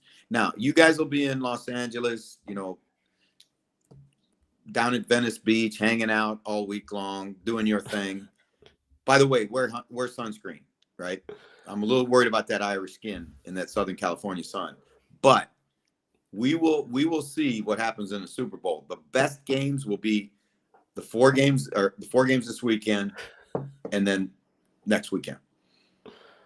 I'm looking forward to it, Jeff. Obviously, you've got yourself, Neil, Sean, and Baldy on the Zoom calls as well. All of these games tomorrow and Sunday on Sky Sports and on the streaming service now. Jeff, I'm looking forward to watching you tomorrow night, standing up and talking football for about 14 hours and then no sleep. And man, seriously, you're keeping us going at 20 to 5 at night. So thanks so much. And we will hopefully chat to you again next week if you're up for it, Jeff.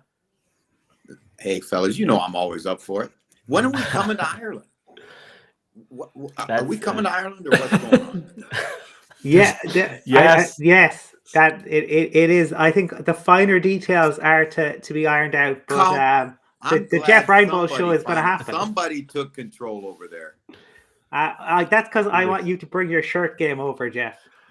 To be fair, Jeff, we were waiting on Neffet, which I didn't really have to wait on it, but these boys here had to wait on Neffet. So it's all systems go apparently, yeah. So more information on that soon. Jeff, our Taoiseach did an announcement tonight, our Prime Minister, as they call it in the UK, and he went through all the reasons why they were getting rid of all the restrictions. The final one was Jeff Reinbold is coming over. Oh my God. All right, let's go. It's been passed by the legislature. Jeff, you're the man. Thanks a million for your support. We massively appreciate you, and we'll chat to you soon. Godspeed this weekend. You guys too. And enjoy the game. You guys appreciate too. You. Great job. See you. Hey, Jeff. All right. See you, Jeff. The legendary. Oh, whoops! I've put the wrong thing on. Look, I mean, to be fair, we did get an hour and 22 minutes of proper broadcast there without anything messing up. Full disclosure, boys, I couldn't get anything on apart from the first interview for a good 2 minutes, so we were very lucky. But Jeff Reinbold, how are we doing? Good. As we said, it's the best footballing weekend of the year. What's there not to look forward to? And Brian, apparently, rumor has it that Mark is still deciding on his pick for the Rams-Cardinals game. Oh, the Flicker's going to go tonight. I'm with Colin. It's a great weekend for games. And once the weekends go on and we get to enjoy these games, it's always in the back of your head that we don't have too many of these games left. And, anybody who's questioning whether they should be staying up tomorrow night till all hours watching the Packers 49ers and then Sunday with the Bills and Chiefs, just remember you won't see many games for a long, long while unless you find yourself watching Spring League football this year. But no, really good games to go through. And we're blessed with some of the games we have this weekend. In fairness, some of the games could justify a Super Bowl that we have this weekend. And Mark, the Irish USFL show starts April 12th. Yeah.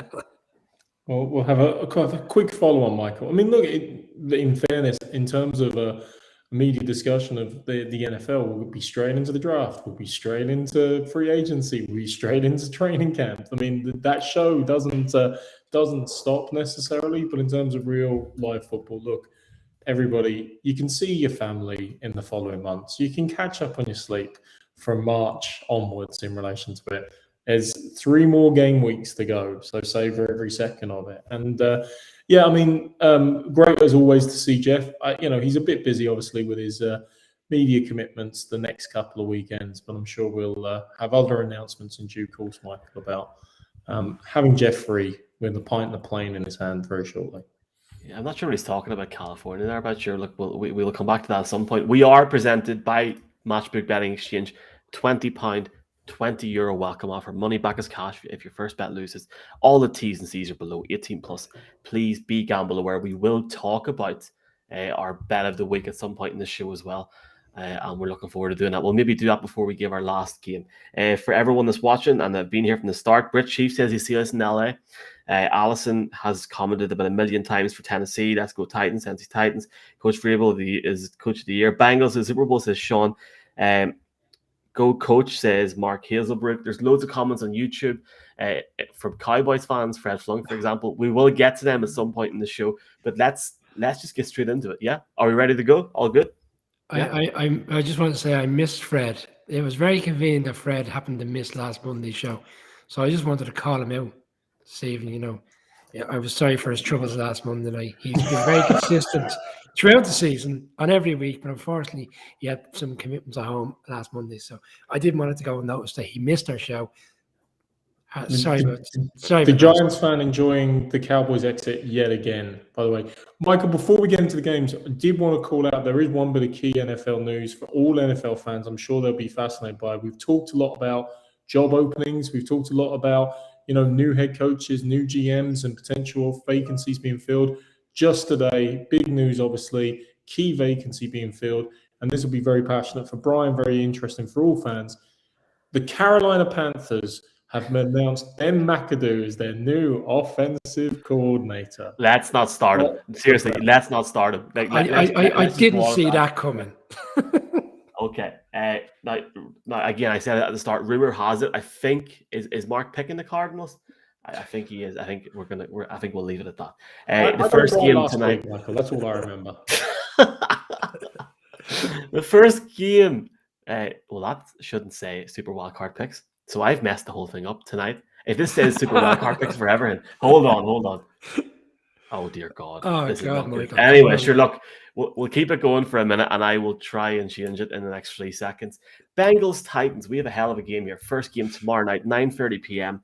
The Cincinnati Bengals going up against the Tennessee Titans. Now, Colin, we brought on two personalities, two analysts ahead of this game, and both are very confident. But again, as I said it to the end of Mike's conversation, both franchises really deserve this, and realistically, there's not two other franchises in the NFL that have waited this long. I know the Titans have been in, but they're close. Yeah, and both teams are capable of winning this game. I think that we've talked about that this is a weekend where none of it is going to be a shock. If somebody, it might be an upset, but I think you'll have people picking different teams. I wonder if we'll have consensus across the board this weekend. I don't know who anyone else is picking, so it'll be very interesting to see. I think in this one, I keep going back to it. Joe Burrow is capable of winning any football game. He is a phenomenal quarterback, and he has a bevy of weapons, but particularly, obviously, that combination with Jamar Chase has been absolutely fantastic. Trey Hendrickson is good to go. So can the Bengals win this? Absolutely they can, and I imagine they will score points. I do have concerns about Zach Taylor and whether he will allow Burrow to cook.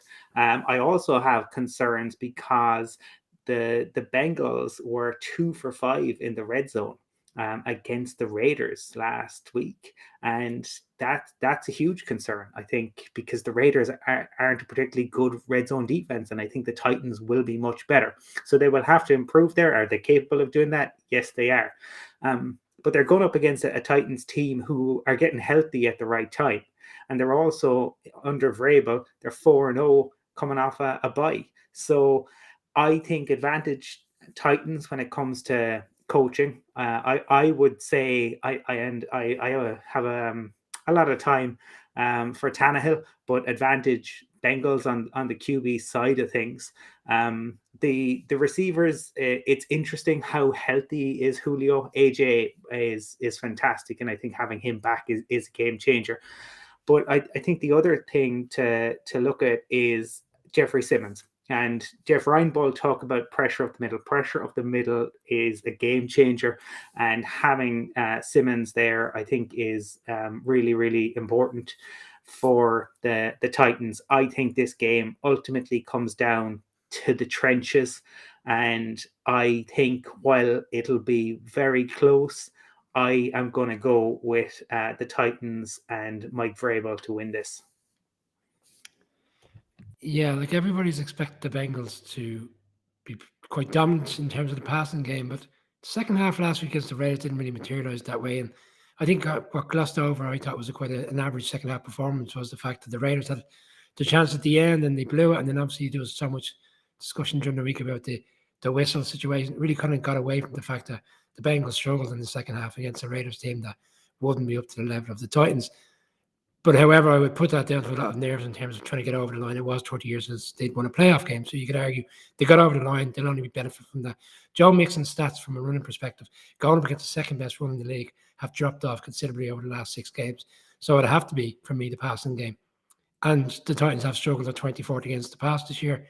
So you'd lean Bengals that way. But the freshness, the week off, it's the enormity of the game. Titans have been here before. I do agree with Jeff, what he said earlier on. I mean, if it's Tannehill to win the game, you'd be concerned. If you look at Tannehill's stats in the regular season as in comparison to his playoff games over the years, he averages 100 yards less a game. I don't know what you put that down in terms of where his nerves. Doesn't perform. That game a couple of years ago where they went in and beat the Ravens in Baltimore was predominantly because the defense had so many interceptions against Lamar Jackson and they had nice field to play with. He didn't have huge stats that game. Same when he went into Kansas City a few years ago in that championship game. Didn't do much. And last year he lost against Baltimore. So you'd have concerns there. It's quite an equally matched game. It's kind of reflecting where the odds are from a bet perspective. 3.5 points that Matchbook have up. But I'm with Colin. I think the week off will suit the Titans and they're at home. And I think the Bengals had a great season. They've done really well to win the division, but I think this is a step too far for them. And Tip the Bengal won't be surprised to see that I'm picking the Titans. But more so, I'm really looking forward to see who Michael is picking in this game because he has great affection for both sides throughout the season. Well, I mean, before we get to Michael on that, Brian, I mean, we've talked about like it's the toughest thing this week because there's 8 teams that all have good arguments for winning their own individual games. Principal Skinner, pathetic. And so heck a team, I talked to Michael earlier on, and I wanted to channel the 2015 movie Brooklyn. So if you've seen it, it's a beautifully shot piece, shot partly down in Enniscorthy in County Wexford, the greatest of all counties in Ireland. And unfortunately, Saoirse Ronan has her heart torn. She's torn between 2 suitors. She can't make up her mind. She can't make up where her heart lies. So in the interest of dealing with Michael's romantic entanglement this year, where he's been flirting vociferously with both of these franchises, I felt that I was going to defer my pick to Michael to pick one of the teams on my behalf, and I'll make the case as to why they're going to win the game. So, who do you want, Michael? Who do you want my pick to go to? Your choice. I didn't get that vibe at all. I just read the text and went, "Oh, I can't pick someone," so I just put a big picture of your head. I wanted you to pick for me, so I'll let you pick for me. Go. I was having a good time. I was picking. I was getting everything done. You can see it now. It says who will advance. Brian, I know you have a point to make. So do you want to make that point first while I get everything else read up here? You know, because Mark, I produce, edit, and shoot this whole thing. So feel free to. Make I was just going to make the point that Julio Jones, Colin touched on whether he's going to be fully fit for this game, and he hasn't played a lot of ball this year. In fairness, I suppose that was one of the red flags as to why not many teams went from last year when he was potentially a free agent, and they made that trade because obviously Atlanta wanted. See McKenny Aldi as well. And Atlanta wanted to move him, but when he has played in the playoffs, he's had 8 games with over 100 yards, and it would not surprise me if he was to come out and have a big game tomorrow and justify that trade for the Titans. Because ultimately, what they want is big game players in these situations, and I could see him coming out tomorrow and have a big game if he's, to the levels we expect. Well, look, I'll take up the mantle then because Michael still doesn't want to get down on one knee. I'm done, but I'm not making the pick for you, Mark. If you want, we can flip a lateral flow test again. If you want, we can just flip one. No. I was just trying to offer you some way out of your romantic entanglements, Michael, but it's okay. I'll give my pick this way. There's Rodgers, Brady, Allen, Mahomes, Burrow, Stafford, Garoppolo, and Tannehill. And I'm sorry, I was pushing the other mic a little bit earlier in our interview earlier on about being a harbinger of doom. And the only 2 times the Titans have been number 1 picks, they've gone one and done. And I'm not adverse to the Titans. I greatly admire them. I greatly admire the work Mike Vrabel's done. I think they're very strong along the lines. But I worry about this team if they get behind in the game, about throwing to catch up, about getting out of their game plan. about Ryan Tannehill's ability to win you the game. Of course, they look better with a healthy wide receiver core. There is no denying that. But can they truly be trusted with Derrick Henry so soon back after injury and sometimes looking very, very poor, frankly, during his absence? They can run the ball. They've got great lines. They've got a great head coach who I fully agree deserves to be coach of the year.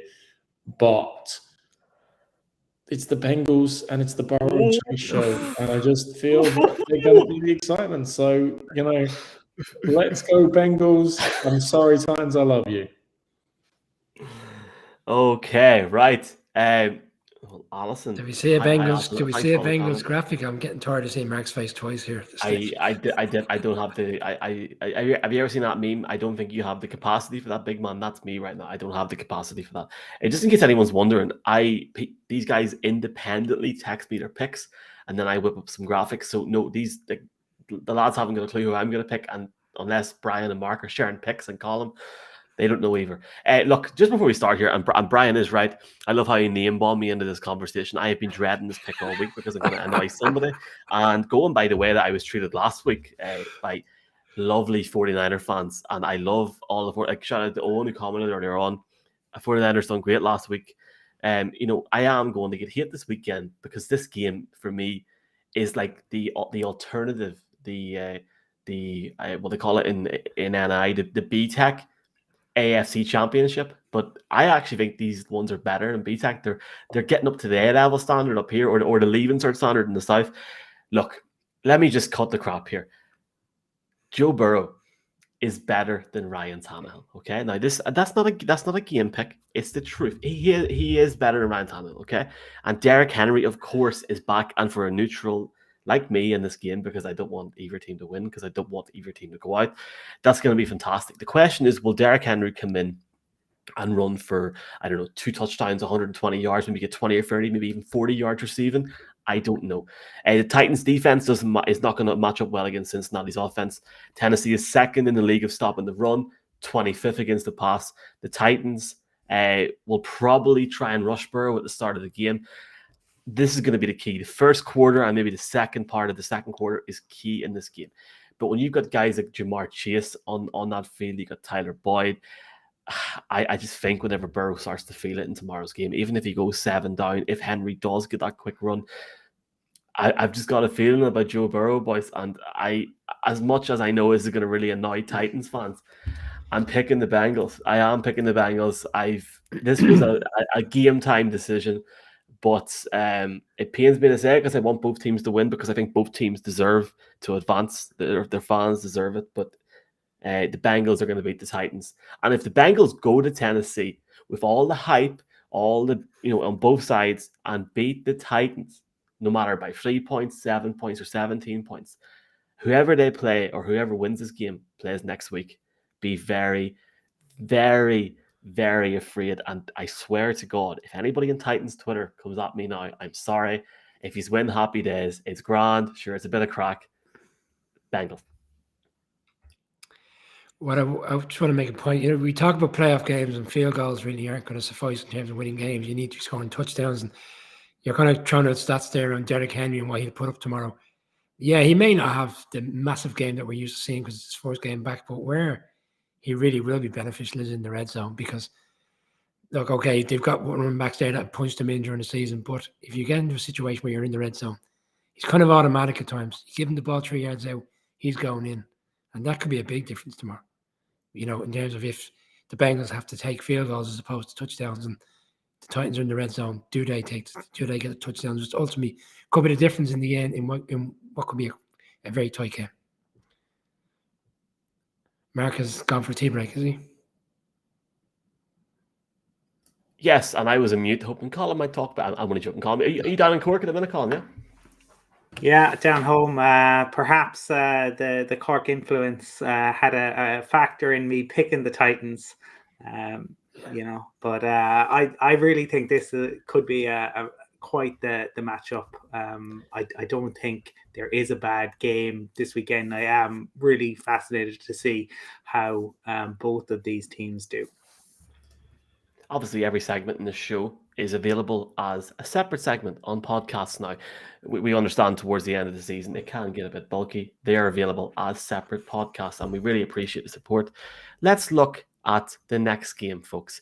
Decent enough game. The 49ers going up against the Packers in Lambeau Field. And Mark, just before you disappeared there, I just wanted to let you know that we did give your pick in eventually, and thank you for letting me know at 10:36. Anytime, Michael. Glad to help. Glad to help.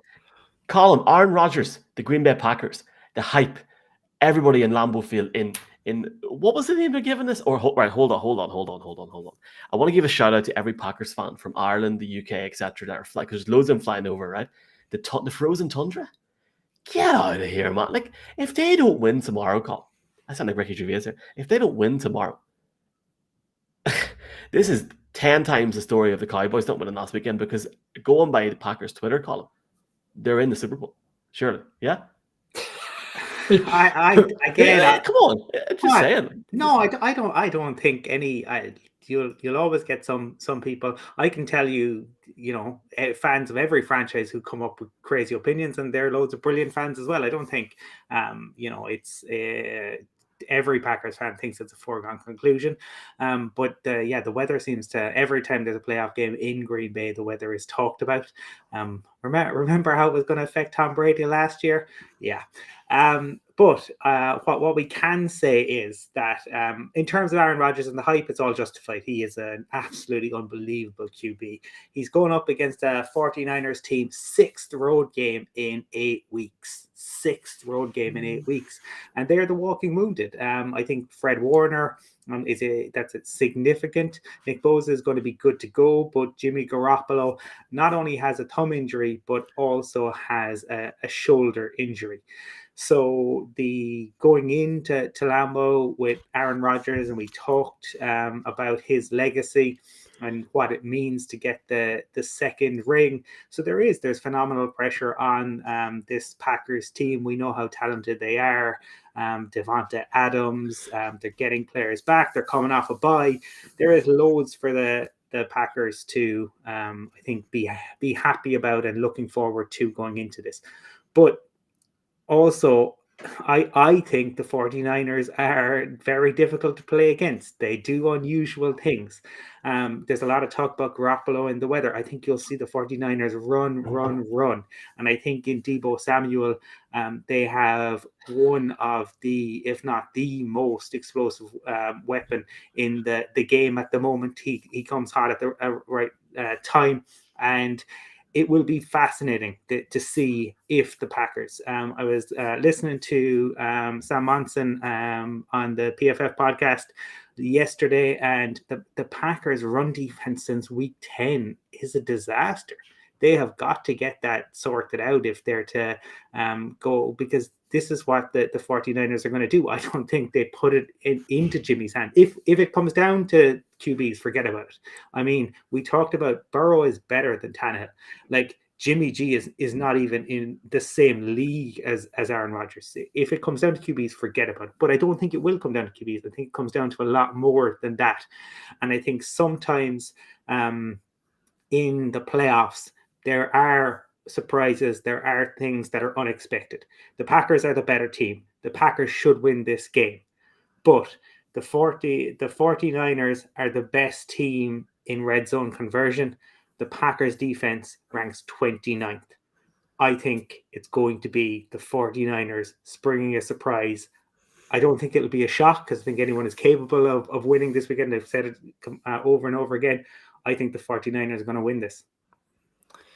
Michael, you touched on the fact that there's some Packers fans on social, I suppose, with an expectancy they'll go to the Super Bowl and win it this year.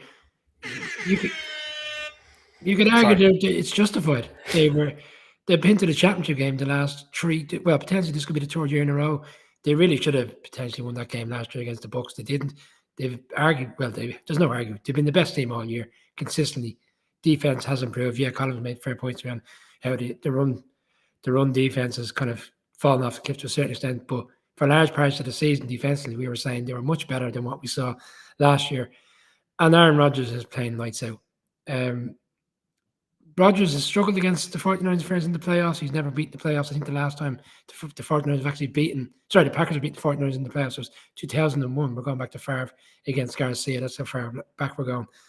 And Devontae Adams, if you look at his stats, he's always has big games. He averaged 126 yards in his last 5 games against the 49ers.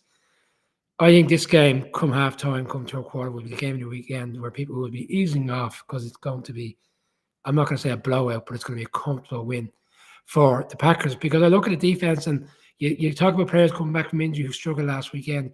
And yeah, fair enough. Of course, they want to get them back. They want to get Bosa. They want to get Fairner back. But we saw something similar in this round last year where Aaron Donald played. He really wasn't effective. And you could say that could potentially be the case. Only 2 teams from California since 1950 have won Lambeau during December and January. It's not going to change this weekend. It's -5 in the bookies. They're going to cover that and win convincingly. And only Huyton has the expectancy that they're going to go to the Super Bowl. I was talking to a good friend of mine who is probably the most rabid cheesehead you'd ever meet in your entire existence, who is actually originally from that part of the world as well, and supports the Packers through thick and thin. And obviously there's been a lot of thick the last while. It's not been a bad time to be a Packers fan. They have had 2 once-in-a-generation quarterbacks back-to-back, and they are always part of the conversation. They are always relevant in the National Football League. And he had a great line today that made me smile. He said, 2 years ago, Matt LaFleur came in, 13-3 season, and we were all delighted. We were like, oh, like we didn't expect such success so great, given new coach, new system bedded in, even though Rodgers was still there. And it was like, oh, we could have made the Super Bowl this year. And then last year, it was very much like, oh, well, we should have made the Super Bowl this year. Now this year becomes, we need to make the Super Bowl this year. There are very few teams left. I mean, you can make a case that Green Bay, the Bucs, the Bills, the Chiefs all have the expectation of at least getting to the Super Bowl, if not winning it. If they don't even at least get to the Super Bowl, their season is a failure. The other 4 teams in the playoffs to get that far would be an unmitigated success in relation to things. So the pressure, let's be fair, is on Green Bay. The pressure still, might say otherwise, is on Aaron Rodgers, and the pressure, of course, is on that front office with the $46 million cap hit coming next year. And the best way for Aaron Rodgers to stay in Green Bay, the best way for the Green Bay Packers to continue to move on, is actually to win the Super Bowl this year, to show him he's in the best possible place, really, that he's got it great with a great head coach, a great setup, a team that now is built in depth. I mean, look at the depth they've demonstrated on the offensive line all season, that has a running game with multiple running backs and opportunities, and can get everything done. I mean, if I'm looking for reasons for Green Bay to win it, Brian sums it up really well. They are prohibitive favorites, and this could well be a blowout. I criticized greatly the 49ers secondary last week, and the Cowboys just didn't take advantage of it. Who, other than Aaron Rodgers, is probably best placed to take advantage of it? He's, as I kind of alluded to, he is the best, one of the best, or the best, depending on your preference, but I'd say the best quarterback in the National Football League, and he can definitely take advantage of any defense. But there is this nagging doubt. But I look at the stats, as we called out earlier on with our good friend in relation to the Packers, and saying like, well, Jimmy G doesn't have to throw if they play like 2019. Are the 49ers going to start as hot as they did last week? Probably not, no. But they present a unique challenge with the amount of misdirection. They present a unique challenge with the amount of complexity and nuance to their offense. And they have George Kittle, and they have Deebo Samuel, and they have a defense that is capable of getting the odd stop and getting the odd turnover. And whilst I say, and I want to make this really clear, the Packers are the absolute favorite. The Packers should win this. The Packers are at home. The Packers are in an ideal position. I can't help but feel somehow, some way, it is going to slip from their grasp once again. And the San Francisco 49ers and the potential of an all-Californian NFC Championship game will roll on once more. I'm just glad I got the chance to use that. Okay. Well, 2 49ers, 1 Packers. If I went with the 49ers, I genuinely think we would lose about 1,000 followers. in the next 2 days. So it'll be interesting to see what pick I do. Mark mentioned there about the start that they had last week against Dallas, and he's right. Like, for a guy that picked Dallas last week, I will be the first man to admit that I was sitting 3 minutes in going, the hell is this?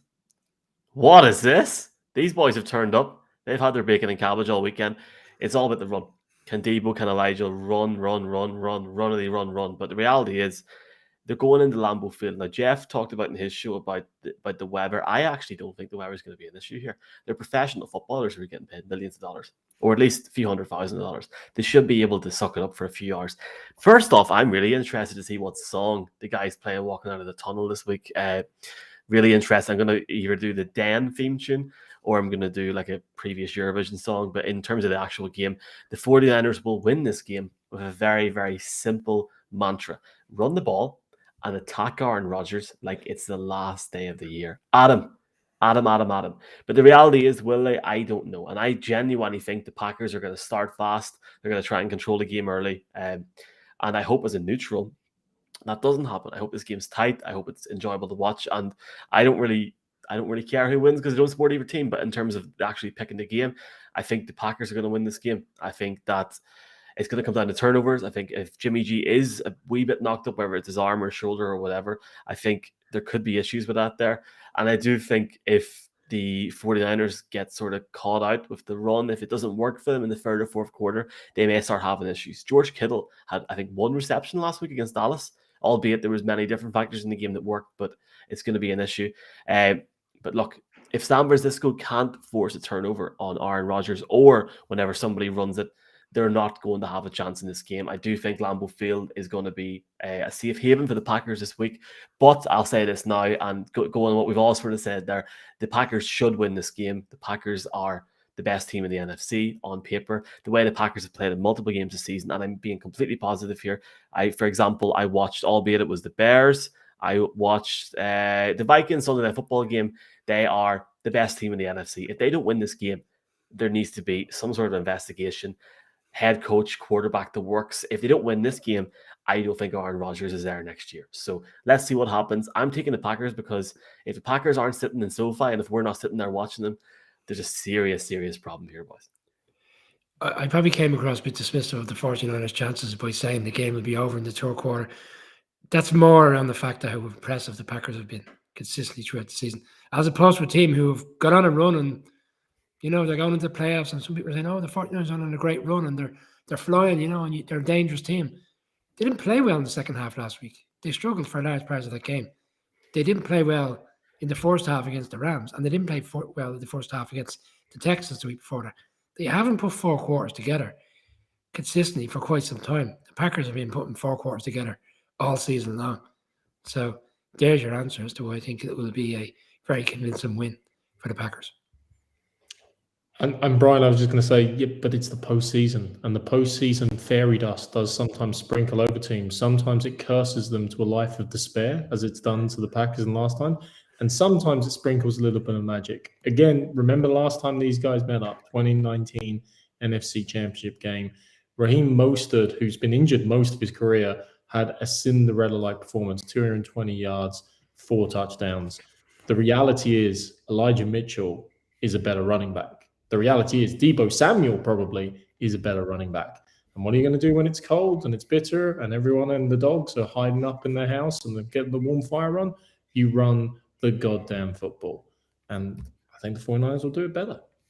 So yeah, you're saying about the playoffs, Mark. Aaron Rodgers is 0-3 against the 49ers. He owns the 49ers in the regular season, 6-3. He's 0-3 against them. And he should have won all those games. It's not that Aaron Rodgers doesn't play well. He plays well. He has played well in all those games, and somehow the 49ers have managed to win it. Yeah, the Packers should, but it's a bit like when France play New Zealand in rugby. There's not going to be any fear there. They just see the jersey and they think, yeah, we're in with a chance. They don't always win, but they're always competitive because there won't be any fear from that 49ers team of going to Lambeau.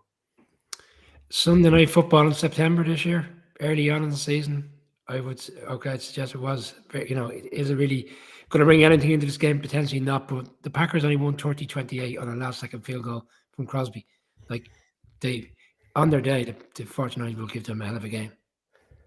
it should be Yeah, good.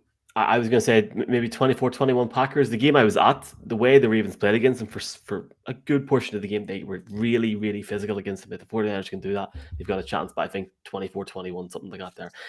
The Ravens have parted company with their defensive coordinator, Don Martindale. We'll have more on that on Monday night. I presume. I have no idea. Let's see the crack. That's breaking news there now. Let's go That's a to surprise. Sorry, I don't mean to jump away from the game. That is a surprise because 2 years ago he was Yeah.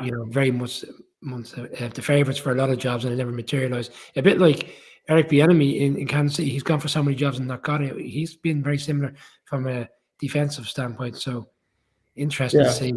Probably kind of gets away from the fact that he won't get a head coaching job now if he's getting relieved of his services in Baltimore. But We also saw on that, that, right? like Brian, and we will get back to the games. Like, yes, that defense of the Ravens has been exploited quite a bit in the last 2 seasons, especially this season.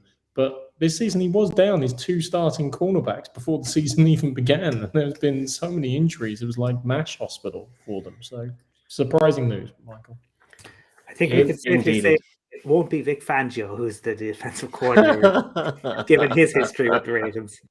Yeah. Oh dear God. John Harbaugh put a statement out, and Ian Rappaport is reporting it as a shocker. It A could be shocker, Ben indeed. McAdoo. He could be the new Ravens defensive coordinator. Well, let's put it. Well- I don't think he'll be out of a job for long. There'll be plenty of new head coaches looking for a defensive coordinator, and he'll have probably a pick of opportunities. I will say the same thing that I said to myself when I see Mike McCarthy talk about safeties and stuff and play on the offense and defense on Thursday. Mike, you've got 9 months. You can talk about it in 9 months. We'll talk about it on Monday night. We got a game on Sunday night. I'm joking, Cowboy fans. Rams, Buccaneers. I did not mean to put this up, folks. I am sorry. Cardinals fans, next year, all good. Rams doing the business against the Cardinals, and the Rams going to Tampa Bay. Hell of a game.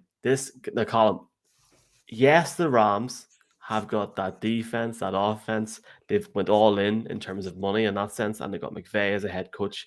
On the other side of the ball, you've got Tom Brady. So, who wins this game? Yeah, it's they didn't just beat the Cardinals; they absolutely annihilated them. And I don't know if people have seen the clip of where Russell Wilson is on the Manning cast, and he says that okay, they're down, but what you got to do as the quarterback, you got to get your team up. I'd be running up and down the sideline. I'll be telling them, "Come on, we're still with a chance. It's still possible. It's still possible." And it cuts back, and poor old Kyler Murray is sitting on the bench, and he's dropped his head, and you've got Peyton, Eli, and Russell Wilson just looking at him with jaws on the floor. It was quite a moment, but the Rams were brilliant last weekend. It really all kind of came together for them. But they're going against Tom Brady, and obviously for the Bucs, the talking point I think has been all week around the injuries, and especially to Wirfs and to Ryan Jensen. Both were at practice today. Both will be game time decisions by the sounds of things. Wirfs much more questionable by all accounts. But the Rams announced today that Andrew Whitworth is out. So he's not questionable. Wirfs is a game time decision. Andrew Whitworth is out. Your left tackle being out, and people are saying that the backup is is great. You don't have great backup left tackles. They don't exist. If you're a great left tackle, you're a starter. It is the key piece in any offensive line. So I think that's a big issue, I think, for the Rams in this game, and I think equally gives them a big piece to sort out, given the Bucs injuries. This is a game, though, it could go either way. The Rams have so many weapons, not just on offense but defense. Jeff Rainbow called out Ramsey, Aaron Donald, Leonard Floyd, Von Miller. There's so many different ways the Rams can go about winning this. Cooper Kupp, Cam Akers is back. Stafford has got the monkey off his back now. Surely he can go on. So yeah, there are a ton of reasons again why the Rams can and should and will win this game. But I can't go against Brady in the playoffs. It's the same way the magic pixie dust, as Mark alluded to. I don't know how he does it, and eventually it won't. Eventually he will run out of road. Maybe it happens, but he always finds a way. And in the week where the tuck rule has been all over Twitter, it has been inescapable. Brady will find a way, and the Bucks will march inexorably on. Towards the back end of the season, we spoke about the fact that the Rams were on a nice little run, and nobody was really kind of suggesting that they could go all the way, but they've won 6 of their last 7. And that defeat was against the 49ers in week 18, where they were 17-0 up. And you would have thought they would have taken care of business and they'd be really on a run then. And we saw last Monday night where we questioned whether Matthew Stafford would be capable of this big game experience, his first proper playoff game in quite a while. He's never won one in Detroit in the games he played. But he played well last week. Defensively, they looked sound, and the Cardinals were all at sea. But you could put that down to a really strong performance by players coming into their own. They've got so many weapons offensively. John Jefferson, Odell Beckham is doing well. Kupp, Higbee, Tyler Higbee has been really effective lately. The amount of touchdowns he scored. Akers is coming back, as Mark's touched on. I mean, there's so many players there for the Rams. They've got so much weapons, so much at their disposal, and the defense is really strong. Against a Bucks team that, last week they were comfortable, and the score was probably still a little bit generous on the Eagles, but there's too many players out for me for the Bucks offensively. Mark said it before. If it's not Gronk or Evans, where are they going? There's a trust factor. Jeff talked about Scotty Miller. Scotty Miller's been non-existent for large parts of the season. The last couple of weeks, they've had to start kind of bringing him into the game and giving him plays. But overall, he's had a very poor season, average season. They haven't really used him. I just think it's the Rams' time to win this game. I picked the Packers and Rams to be in the championship game last September when we did our preseason show. So I can't get away from it.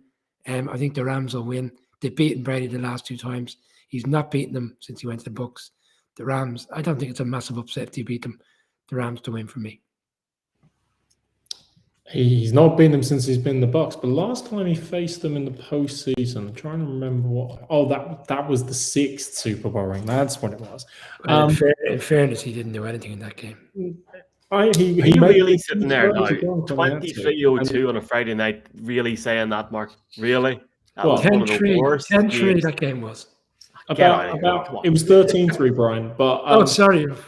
I forgot about that. At the same time, he throw when he had to, and that's Tom Brady's career. No shame whatsoever, Mark. When he has to. What? 6 Super Bowl rings?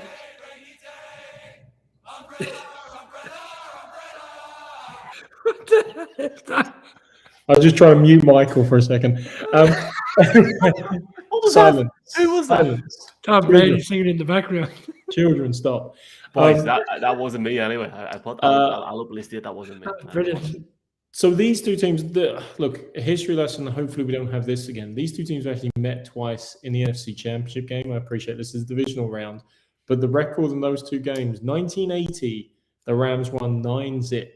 And then in 2000, Kurt Warner led them to an 11-6 victory. I mean, that's not an auspicious start for a key postseason game. I sincerely hope we get A, more points, and B, more excitement than was present in both of those games at that particular time. Taylor Rapp is still out for the Rams. They're starting safety. So along with the season-ending injury to their other starting safety in Week 18, that is a problem. Kyler Murray and the Cardinals didn't expose that. Tom Brady doesn't have any weapons, but do you really want to face Tom Brady without both of your starting safeties? We've mentioned before about Eric Weddle coming off the Niner game is looking forward to the game, certainly. Do you want to face Tom Brady with that situation? No, you don't. And yes, Colin alluded to, I think Andrew Whitworth is going to be a massive loss. I mean, he wasn't just a good left tackle. At 40 years of age, the second oldest player in the NFL behind Tom Brady, he was dominant at left tackle by most metrics, whether you want to go PFF ranking, whether you want to go pass rush, win ratio, etc., he has been up there in the top 2 or 3 left tackles in the entire NFL all season. So that is a big loss. And at the same token, I agree with very much a lot of what Brian said. Like, the Rams do have the weapons. They've been carefully putting it together. Last week you watched it, you would say, these guys must be the Super Bowl favorites. Akers and Michelle were giving you a 1-2 punch, and you had a reasonably consistent running game. OBJ looked like he'd been playing with Stafford for years, and hidden amongst it all, just when you need him to pop up and break out a great catch, or indeed take double coverage and take a lot of attention away from OBJ, there's the receiver of the year, in my books, probably the offensive player of the year, Cooper Kupp. And how the Rams are going to try and, the Bucs are going to try and defend him will be fascinating to see. Great piece actually in ESPN today about the influence of his wife in sporting his career. Like, a really great story to read, remembering that all of these guys, all of the coaches, they'll get the abuse, but they need the support system and their loved ones at home who kind of help them get to this stage, and are there when it all goes horribly wrong. I have a funny feeling it is going to still all go horribly wrong for the LA Rams. They're a team of superstars. They don't have the same level of depth. And whilst all the odds are against the Tampa Bay Buccaneers in many respects, I can't pick against Brady. I really can't, guys. It's just, I made on this show last postseason, I went with my head and I picked the Packers over the Bucs in the NFC Championship game. And then for the Super Bowl, I just said, I think Mahomes is going to win it, but I have to pick Brady. I'm never making that mistake again. I am not making that mistake this time around. The old man who is still, actually, did I say this with Jeff? He's older than all the other NFC head coaches left in the postseason. Yeah. It's remarkable. I mean, how he's not picking up his bus pass. I mean, he's older than O'Leary. I mean, Jesus, the fact he's still walking is a miracle in itself. Mark, you said all the odds are against him. They're bloody favorites for the game. All the NFC head coaches. No. You said a couple of minutes ago, all the odds are against Brady in this game. They're the favorites to win. So the odds aren't against them. Right. The favorites to win at 2.5 points when normally you get 3 points for playing at home. They're favorites because of Brady and nothing else. That's basically where the money's going. But I just think they'll do it. I think they'll do it. Okay. Thank you for that, Mark. That was I'm just delighted that whole thing ended up in Tampa Bay being picked. Look, let's talk about both teams. Let's look at the Rams. Let's look at the Bucs. The Bucs are a wee bit like Real Madrid winning the Champions League last year, and then they lose Ronaldo, and you're like, all the fans are like, oh yeah, we're still great. We're still great. Is this going to be the weekend they're knocked out of winning or trying to win the Champions League? That sounded a lot better in my head. Anyway, let's get to the real point of this game. The Rams have the Rams defense is tied for 4th in the NFL, right? You wouldn't think it actually watching them. Aaron Donald, Jalen Ramsey, Von Miller for a start. Here's the thing, though. The Bucs last weekend might as well have had a bye week, right? Let's just start it up here now, right? There's no point in us sitting here saying, oh, they were fantastic. They were literally, like, the Eagles didn't show up. Tom Brady shouldn't even have been in the field in the 4th quarter of that game last week. And he was, and fair play to him. And we have heard all the stats tonight about how old he is and the bus passed and stuff. I'm not going to bore people here, right? I'm not going to say, oh, Thomas, Edward Brady, etc., etc. Van Jefferson, OBJ, Cam Akers, Cooper Kupp. To memory now, I can't recall, Mark. Phil, Tom Brady, the parting glass. Good night and joy be with you all. The Rams will play next week against someone. Maybe in their own stadium, but the Rams are winning this game. Boys, honest to God, I genuinely think the Rams are going to go in this weekend and beat the crap out of the Bucs. Seriously, and it's not even a shock because they're a great team. They showed it Monday night against the Cardinals. How, what 30-something points Monday night, or was it, what, 28, 34, whatever? It was almost like it wasn't a game, Michael, and the Cardinals didn't show up. Here's the thing, though, Mark. Here's the thing, though. The Cardinals had a quarterback that could maybe try and run a wee bit and get away from the defense. What's Tom Brady going to do? Bring it on. I can't wait to watch this game. Bring it on. So one thing is, I would disagree with your connotations of the Bucs being Real Madrid, because let's face it, if anyone's got a bunch of Galacticos, it's the Rams. So if you want They a are really the good movie like- Barcelona matchup, I'd agree. I'd say the Rams are Real Madrid and Barcelona and the Bucks relying upon Brady like Messi-like to come out with some brilliance. But let's not sleep on the Bucks defense as well. They can turn it on key playoff games. They haven't been the most impressive, but last year they ramped it up when it was necessary, and that's part of the key reason as well. It's not all, Michael. It's not all about Tom Brady. I know you like to talk about him a lot, but it's not all about him.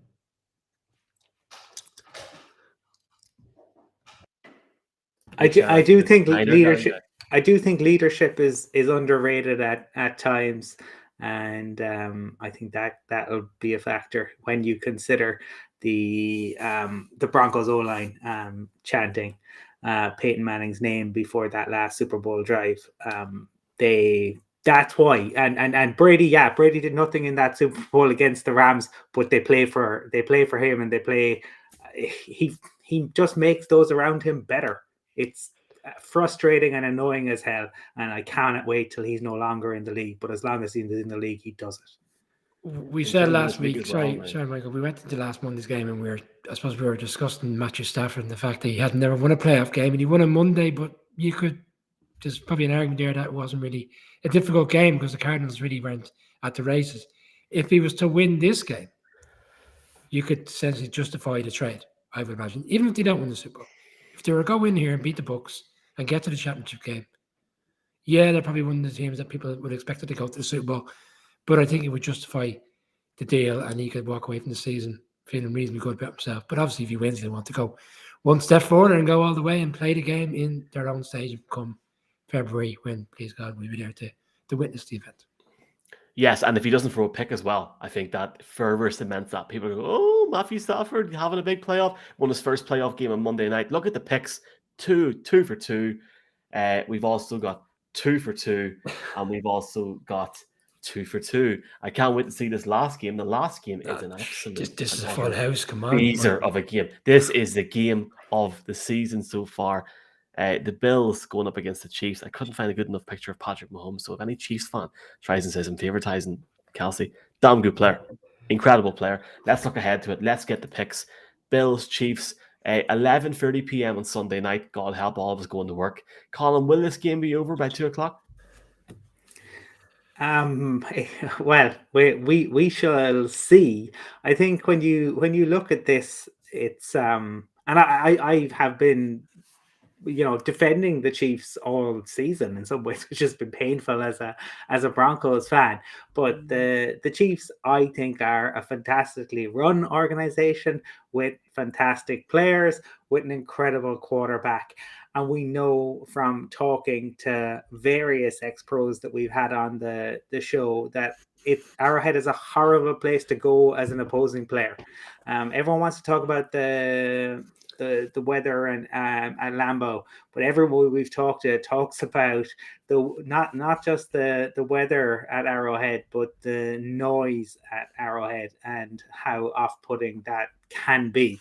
So the Chiefs at home, Patrick Mahomes at home, Andy Reid, you would have to say that the Chiefs can absolutely win this game. But last week, the Bills played the most efficient offensive game in the history of the NFL against the greatest defensive coach in NFL history. Okay, that is ridiculous what they did last weekend. Can they do that again? If they can do that 3 more times, they win. I don't think anyone beats them if they do that. Can they? That is the big question. But they are reasonably healthy. They have overcome Tre'Davious White's injury, which I thought would disrupt them more than it has. So I would have to say I've been really impressed by the way in which Leslie Frazier has managed to scheme for his CB1 being out. And I think that is really, really a great job that he's done. I'm a huge admirer of Andy Reid and of Patrick Mahomes, but sometimes kind of destiny comes into it, and if destiny is to be it, then it should be Josh Allen, who has put the Bills on his back, and I think he is going to, for the second time this season, get the win at Arrowhead and lead the Bills into the AFC Championship game. Yeah, I mean, last season when they lost in the championship game, they didn't really show up. I think the occasion was a bit too big for them. We saw Stephon Diggs, who kind of hung around to watch the celebration of the AFC Championship trophy. I suppose it was very much like, I want to see what it's like because I want to be back here this time next year.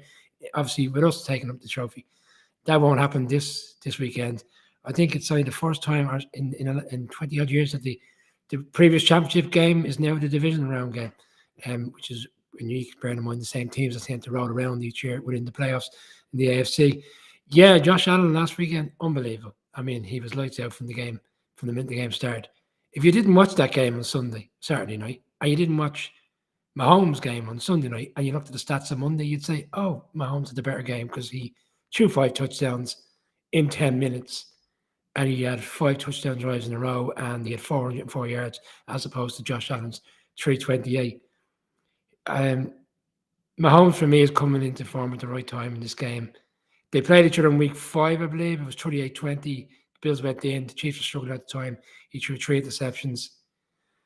Something tells me that the Bills will play well. It won't be like last year's game. I think the Bills will put up a huge game.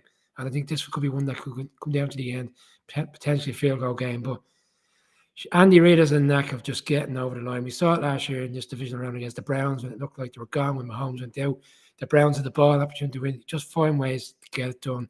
The defense has played consistently over the last 3 months, probably one of the best defenses in the league. I think the Chiefs will win. Sean McDermott's never won on the road in the playoffs as head coach of the Bills, and I don't think it's going to happen this weekend. I think the Chiefs will win and march on and play the Titans in the championship game in Tennessee. It's very, very hard to replicate perfection. It's one of the reasons I'm an only child. But that's... Perfection? Do you mean last week was perfection? What? Last week was perfection. I'm just checking last week was perfection against the Patriots. That's good. I just need you to hear.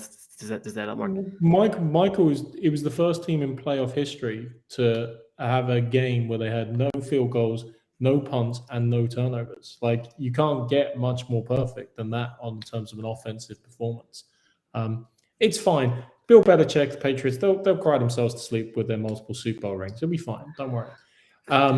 But the reality is, I think the Bills are for real. They will absolutely show up, and they will absolutely make a great game of this. But it just feels like the Chiefs are rounding into form at the right time as well. Somebody said to me today, this is the Super Bowl. And I think that's getting a bit hyperbolic considering the 6 teams we just talked about. But I can see their point. Like, whichever team comes out of this, who else you got left to fear? Who else are you really worried about in relation to it? Because this is potentially the toughest matchup both teams will have in relation to the postseason. You mentioned about Sean McDermott, Brian. Actually, the Bills have lost their last 8 away postseason games. They don't win out of Buffalo, and that's obviously a testament to their historical challenges in the postseason over the last number of years, going back to the Jim Kelly era. Whereas the Chiefs, of course, have won their last 5 postseason games at home. I think you have to go back to the Patriots going in and beating them to find a postseason game, but they didn't win at home, and that's obviously a testament to their high picks, the high seeding they're getting on a regular basis with this team. Sean McDermott's formative years were under Andy Reid in Philadelphia. I don't quite feel, however, this is the time when the pupil becomes the master. I still think Andy Reid, I still think the Kansas City Chiefs will ultimately have too much. And it's not because the Chiefs are a bad team. This is going to be the game of the weekend for me. This is the one I'm most excited about seeing. But I just feel the Chiefs at Arrowhead will have a little bit too much. And I'll take the 2.5 points. Thank you very much on offer. And I'll take the 2.5 points. I'll have them to win by a field goal. I think it's down to 1.5 now, Mark. Is it down to 1.5? Even better, Brian. Even better. Lovely. I've been this is like, look, seriously, take the hats off here. This has been a very, very difficult game to pick. In the same way I have genuinely found, I think we've all found it very difficult to pick some of these games tonight, and it's a testament to how good these games are this weekend. And as Jeff said it on the show, and I think Brian said it as well, it's the best weekend of the season in terms of games. Perfection last week. a demolition, a rout, an embarrassment. There are many names you can say for last week's performance against the Patriots. I don't think any names really match up to it. Watching the game back on Wednesday evening, I thought, dear God, what the hell is this? Josh Allen played lights out last week. A perfect game, or as close to a perfect game as you can get. One point the Bills have really made clear all season. It's all about them. This is their year, as far as they're concerned. Their performance last week was unbelievable. They have got the highest point differential in the NFL. They are the league's top-rated defense. Their quarterback is a Wyoming boy going to Kansas this weekend, and quite frankly, the way he played last weekend was sensational. And it's on him. Will he play, or will the Bills play the same as they played last year, or will they learn from their mistakes last year and go in against a Kansas City Chiefs team that are coming into form but started the season very poorly? It doesn't really matter because that 18 weeks is over, and they're coming in feeling confident after a game against the Steelers last week in which they're thinking, yeah, why not? Look, the Chiefs are going to argue it goes through them, it goes through Arrowhead, and all they have to do is win. But the Bills will look at this game and think to themselves, if we win this, we're going to SoFi. There's nobody stopping us. And I think it's interesting because, how will the Bills approach this game? They actually done quite well, albeit they were playing the Patriots last week with Singletary and that run game. How will the Chiefs go up against them? Will they stop the pass effectively? Will Cole Beasley, Emmanuel Sanders get enough completions in order for them to get through? I think this game will be very, very high scoring. And Brian, who did I pick in your bunker to go to the Super Bowl? The Bills and the Rams. 37-34. Good night, Kansas City. Goodbye. And no, it's not happening again. The Bills are going to win this game. And quite frankly, if the Bills win this game and win at Arrowhead and beat the Chiefs by 1 point, by 10 points, by 100 points, I think they're going to do it all. This is their biggest challenge. This is it. Mikey, you said it's on Josh. This is it. It's on Josh Allen. But in fairness to Josh Allen, he could come out and have a worldie. He could play a blinder in this game. But if the defense can't stop Mahomes, you could end up on the other side of it, 37-34, 40-37. He could have the best game, walk away from it and say, you know what, I've done my utmost offensively to put this team in the Super Bowl. What I would say about that Patriots defense last week, and I said that on Monday show, they looked completely gassed from the start. It wasn't like they got gradually worn down throughout the game. A lot of the scores in which the Bills got were from long pass, and then they punched it in very quickly thereafter. So the Patriots were gassed early on. I'm not sure Brian, the Chiefs. They were at Logan Airport last week. The Patriots defense was. Well, I'll tell you, the Chiefs defense won't be. That's for sure. Yeah. They'll be. Yeah, absolutely. Yeah, but I mean that's one of the things to compare. Obviously, like, was Mahomes' performance more impressive because he was going up against the better defense? Arguably, yes. Like, I mean, anything was probably better than the Patriots. It took them a quarter and a half mark to get going because they held them. They held them down for a quarter and a half, and then rocket ships went off. So that's part of the challenge. I mean, it is worth saying we should allude to the fact if the one team got a little bit of strife this week, of course, it is the Kansas City Chiefs. Their linebacker Willie Gay obviously arrested during the week. He is still going to play apparently the weekend. So that's an interesting dynamic that they've maybe got to contend with. But no more so. I mean, obviously the difficulties where someone sadly lost their life obviously last year going into the Super Bowl with the Chiefs as well. So that's an interesting piece. But like, can they put up a defensive performance than the Patriots did last week? A wet paper bag could put up a better defensive performance than the Patriots did last week. We've got more breaking news. Do you want to hear it, or do you want to go watch the Late Late? What do you want to do? Well, I want to see Dean Blandino. The NFL has just, and they're putting them on in a second. The NFL has just sent a memo to the remaining clubs with a significant update to COVID testing. Basically, they're eliminating or taking away the distinction between vaccinated and unvaccinated players. So it's a free-for-all. We're going. Aaron Rodgers, if he wins this weekend, is one game away from playing in the Super Bowl. It looks like there's no testing for the rest of the season. No daily testing anyway. I'm not sure about is weekly testing. If we hear it or if we get a PR email from NFL Comms, we'll put up on Twitter. That's it. We're 2 for 2 for every game. 2 for 2 for every game. And my God, you couldn't beat it. You couldn't beat it. Bengals Titans, 49ers Packers, Rammies against the Buckies, the Bills against the Chiefs. That's divisional weekend. That is us. That's the crack. We are 3 weeks away from the Super Bowl, but we're here tonight. I'm just realizing we haven't done our match pick segment. We haven't done it.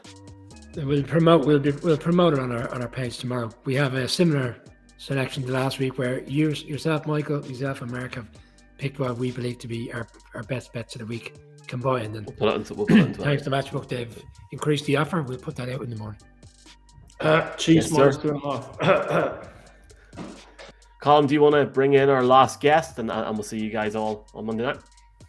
Yeah, our final guest of the evening. I think it's an interesting one given the circumstances of last weekend and the circumstances of the season, you could say. We've seen some interesting officiating, so we felt who better to talk to than the man who at one point was top of the officiating chart in the NFL and now breaks down those officiating decisions and refereeing calls for Fox.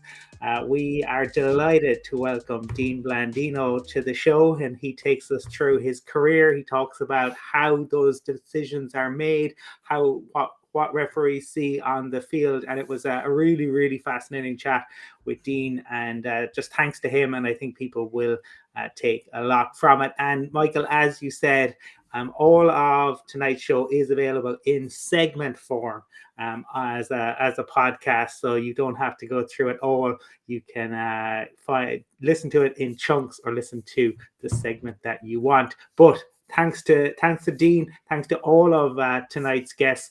Enjoy the weekend of football, the best weekend of the year. I think it tells you how close things are going to be, that all four games had us going for different teams. So cannot wait until it gets going. But for right now, enjoy Dean Blandino. Cheers, folks. Good luck.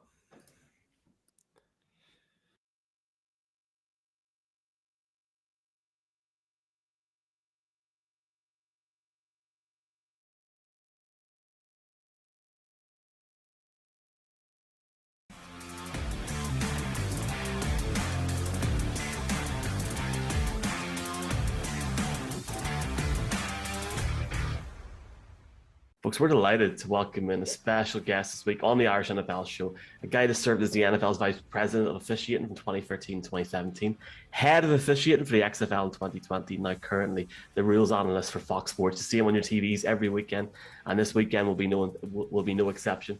Dean Blandino. Dean, it's an honor to have you on the Irish NFL show. Welcome. Thanks for having me. It's an honor. It's an honor to be here.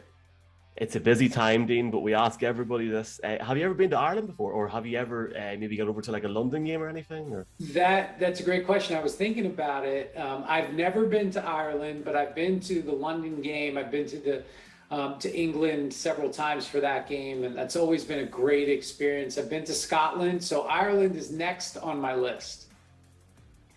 Well, you're very welcome over any time, Dean. And Michael, I kind of alluded to it there at the beginning. You had a stellar career in the league. You rose from an intern all the way to the top of officiating. You were involved in a couple of Super Bowls. Sarah Thomas came in under your watch, like loads of achievements. But in Ireland, we're a nation of storytellers. We love stories. And I suppose just interested, like from your time in the league, are there particular things that stand out that you're proud of, that you remember? Any stories that you have? Oh, there's so many stories. I just think in general about my journey through officiating. I'm obviously proud of the things that I accomplished, but there were so many great people that helped me along the way. The one story that I love to tell that stands out for me is the Super Bowl in 2007. It was the Patriots and the Giants. Remember, the Patriots were 16-0 in the regular season, and they were trying to become, the first team to be 19-0, and then probably would have went down as the greatest team of all time. And the Giants beat them and upset them in that game. But it was the David Tyree helmet catch, and which is such an iconic play in NFL history. And I was in the replay booth for that game. And the play happens, and obviously it's a close play. And did the ball hit the ground? Did he have control? And we're reviewing it. Now, when I'm at the Super Bowl or any NFL game, everyone knows, hey, I'm working, don't call me. I have my phone there on silent. And I happen to look down and I see my mother is calling me in the middle of the play. And I don't pick up, and she knows I'm at the Super Bowl. And the play, we make the decision. It was a catch. The game's going on, and then I see again my mom is calling. So now I think it's an emergency, and so I'm going, oh no, what happened? I pick up the phone real quick. I'm like, Mom, what's going on? She goes, did you see that catch? And I'm like, okay, Mom, I've got to go back to work, and we're gonna finish this game, and then I'll talk to you about that catch and anything else you want to talk about during the game. So. There's so many moments like that you just feel blessed to be a part of, the NFL and the history and the great game and great organization that it is. I'm a Giants fan, and Mark's a Patriots fan, so that's really fantastic story. It's great to hear. Great to discuss that game again. Dean, you're kind of, to me, like the Scott Hansen of NFL Fox in a sense, because you're watching all these games on a Sunday like Scott Hansen would be on Red Zone, but obviously you have a different reason for doing it. How do you manage your day? And I suppose in particular when there's a situation in one game where you're called in to kind of give your opinion on the Fox, knowing that a couple of minutes later you could potentially be on the next game. Is there people in your ear alerting to situations within games? Yeah, there is. And it was a learning curve for me because you have multiple games going on that you're responsible for, not just one game. Especially, Sunday, the early window, there's a lot of games happening. So I've got an earpiece and I've got several people in my ear, and I can also talk to several people. So I've got a producer with me in the studio who I can communicate with, and then I can communicate with any of the producers at the game, whether it's in Seattle in the TV truck or in Philadelphia or in Dallas. So I can communicate with that producer. And so there'll be a play going on in the 49er game, and it's close and it's challenged, and I'm looking at it. I've got a monitor in front of me. I have someone that helps me go through the angles, identify the best look, and then I kind of start to form my opinion. And then the producer's like, okay, Dean, we're going to come to you. They open me up, my mic, I turn, I look at a camera like I am right now. And then the on-air talent, the play-by-play, the analyst welcome me in, and then I give my opinion, I break it down, and then I move on to the next game. And so it's quick. It happens. You've got with TV. What I've learned is you don't have 30 seconds, 45 seconds to give your opinion. It's 5 seconds, 10 seconds. You've got to be quick, concise, to the point, and then move on. So it's a lot of fun, and being able to monitor different games and be a part of the broadcast. It's just if you like football, it's one of the better jobs you could find. And Dean, in terms of better jobs, I mean, you really have been, we use the expression, poacher turned gamekeeper at times. You've been on both sides. You've been obviously with the league office, being the controller very much in terms of directing on the officiating, and then obviously in the media. And to us, it's always fascinating. Of course, we understand the logic behind why some plays are not reviewable. There's subjective game calls. You don't want to remove the human element. But some are inherently objective criteria. There is a right and a wrong answer. And inherently, sometimes not you and the other analysts won't necessarily agree with what the NFL or the referees on the field decide. And we had a classic example this Super Wildcard weekend. And I know we don't want to dwell on specific examples, but Jerome Boger's crew at the Bengals-Raiders game, the inadvertent whistle situation, which has obviously been focused on a lot. I mean, how do you as an analyst and you in the media now, deal with calls like that or similar aspects where something seems amiss, obviously? People are human as well. Yeah, that was always the biggest challenge when I was on the league side, is that you see something, you can identify a mistake, something that's not, like you said, a miss, and then you don't have the avenue or the vehicle to correct it. And there, like you said, replay it was meant to fix an obvious mistake and deal with objective findings, right? The ball hit the ground, the foot stepped out of bounds, and then you get into, there's so much that's subjective, pass interference, offensive holding, where it's not just was there contact? Was there contact that materially restricted the opponent's ability to make a play? So there's layers to that. And as you watch that play that happened in Cincinnati with the whistle, now you have an additional layer. Now we're trying to figure out, okay, the whistle blew, did the players stop? It's one of those where really it comes down to, there's a rule in place for that. There's an erroneous whistle rule. When the whistle is blown erroneously during the play, there are rules that apply. And I think in that situation, they kind of went away from the rule and they more or less did what they felt was right, which is always a slippery slope. And you've got to stay within the parameters of the rule, because if you just go outside that, then it's almost like you're making it up as you go along. But in my experience, and I was with the NFL for over 20 years, I've been with Fox now 5 seasons. Every year there's something that comes up that I've never seen before, and you just can't prepare for everything, because the game is going to throw something at you that you just never anticipated. And that's great and it's fun, but sometimes it's a little bit scary. Especially when it's live and you got millions of people watching. I mean, around the world as well. You got the 49ers, Packers, and Fox this weekend. One thing, Dean, that really stands out for me is going into the playoffs. You know, the league doesn't really continue with the same crew members going into the playoffs. They usually maybe put that gel of best officials together. Do you think, looking on last weekend, do you think maybe they should maybe revisit that, or do you think give them the benefit of the doubt and just try and continue to bring that best mix of officials together just for the playoffs? Yeah, I think I see both sides of it, and I've when I was at the league office, we did it a couple of different ways. I do think the continuity and having the crews that work together, there's a benefit to that. There's a comfort level. You're communicating, you're working together all year. You don't have to kind of get used to someone, and I think that's important. But I also think that you want your best officials to be in those games that matter the most. And if there is an official on a crew that just isn't cutting it, do you want that official on the biggest stage in the critical moment being the one to have to make that decision when they've shown that they haven't been able to do that all year? So I think that there's a hybrid where you can keep the crews intact, but when you do have an official that is not up to standard, then I think you have other officials, maybe their crew didn't grade out as well, but they're excellent officials, and individually they did well, and you can kind of plug them in. And most of these officials, crews don't stay the same from year to year. There is turnover, there is change. So a lot of these officials have worked together at some point in their career. But again, I don't think that what happened in the two games that had officiating controversy, I don't know if that was a direct result of those crews not having worked together as a whole all year. I just think sometimes the games, it's a difficult job. It's really, the game happens very quickly. Things, like we said, happen that you don't anticipate. And I'm not sure you can eliminate mistakes altogether. You just try to mitigate them.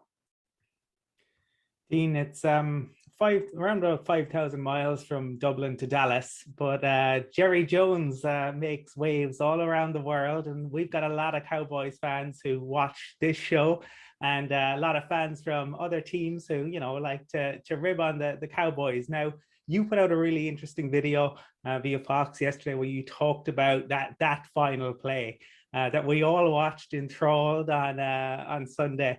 Can you talk to us a little bit, like for viewers who maybe haven't seen it, but also just to get your perspective about that final series from an official's perspective?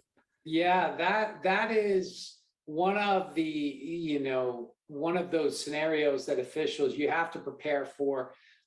And when you're talking about a hurry up, offense is out of timeout. So as an official that if this play ends in bounds and the clock is running, we have to be as efficient as possible in terms of spotting the ball, getting set, and being able to officiate the play. So for the most part, the umpire who's in the offensive backfield and who typically starts around 15 yards behind the line of scrimmage, that official is going to be the one that spots the football in the hurry up. Now, you could have the back judge who's in the middle of the field, downfield. You could have the back judge spot the football on a really long gain, maybe 25, 30 yards.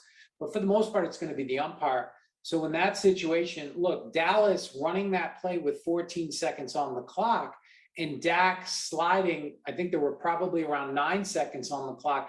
Everything has to be perfect for them to get the ball down, get set, and get another snap. And obviously, everything wasn't perfect.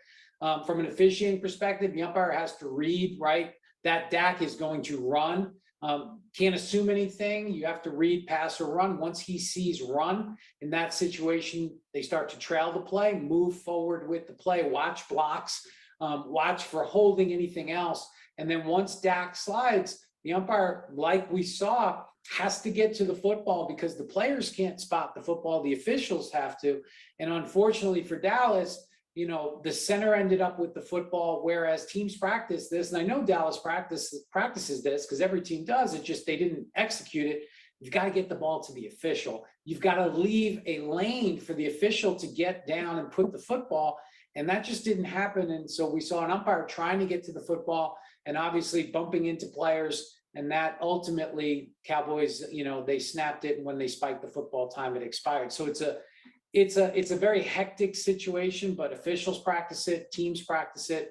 But when you snap that ball with 14 seconds and you're going to run that play and the clock's going to be running at the end of the down, everything has to be perfect. And like I said, it wasn't. Then you've already touched on, I suppose, the difficult job in which the officials have. Something that continuously comes up throughout the years is the fact that they're not full-time. During your time in the league, was that something that was discussed? And do you think there's a situation where that will come around again and potentially be the case that they will go with down that road? Yeah, it's been discussed for a very long time. One of the, and who just passed, right? John Madden, who was a legend in that. And I remember talking to Coach Madden. That was one of the things, talking about full-time officials, and a lot of coaches feel that way, and players. And I think there's somewhat of a misconception about football officials, in that they are full-time, no different than whether it's soccer referees or basketball or baseball or whatever sport it is. They work the games that they're assigned to. There's only one game a week. And but during the week, they're doing other things. They're studying film. They have virtual sessions, right? Like this. They're on Zoom. They have conference calls. They get communication from the league office. They're being evaluated. They see those evaluations. They're scouting the teams that they're going to work in their upcoming games. So during the football season, football officials are putting in full-time hours. And a lot of them do have other professions because, again, it's 1 week, one game a week. So they do other things, but they put in so much time. And is there opportunities for them to do other things in the off season? I think there is. But you have to be mindful of, you can't have football officials, NFL officials working practices during the week, because then they go work that team's game. Then there's a perception of maybe a bias, maybe because they're working with those teams. So I think it's a conversation that will continue. I think there are opportunities for the officials to do more things, especially in the off season. But during the season, they put in full-time hours at officiating. Yeah, Dean, I'm trying to remember. I think it was Gene Steratore used to coach ref basketball games as well. Ed Hockley, obviously, we still spends plenty of time in the gym. Those forums didn't get there on his own. So the referees have obviously their own persona we get to know as fans as well, and you get to see them week in, week out. And in that regard, if I think back to your career in the NFL specifically, I'm going to give you an analogy to Alan Moore, the Iran investigation during President Reagan's time, and juvenile satires, because there's an expression, qui custodet ipsus custodes. Who watches the watchman is what it stands for. And in your role, obviously, you were the watcher of the watchman, the watcher of the referees. Can you take us behind the scenes a little bit in terms of, well, how and what was that all about then in trying to get that consistency, drive the right behaviors, and what were your principles, or indeed when maybe you couldn't get a referee to follow the principles the way you wanted it to be called? That was the greatest challenge that we had. It was, you have 17 different crews, you have 125 plus different officials, and trying to get them to see the game the same way. And every play is a little bit different, but the general philosophy, the foundation has to be the same. And that, like I said, that's the greatest challenge we had. So there's an evaluation system, and I can't think of another profession that is evaluated to the extent that officials are, and especially NFL officials, because they get evaluated on the spot because you have instant replay, there's challenges, there's replay reviews. and things like that. So a decision could be overturned in the moment. And then they're evaluated by coaches, fans, players, right? The court of public opinion. And then during the week, so in the office, you have former on-field officials that are coaches, evaluators that look at every game. They look at a crew that works that game. They evaluate every flag that is thrown. Should it have been thrown? They look at every play to see if a flag, maybe they didn't call holding and it should have been holding. They look at positioning, mechanics. You get feedback from the coaches on the communication, things like that. And that all goes into a game report that crew receives. And so that feedback is so important. And they're given grades, and those grades accumulate throughout the season. And if you grade out well, you're eligible for a postseason assignment. If you don't grade out well, you're staying home, and you might not be returned to the staff the following year. And then you're putting out teaching tapes.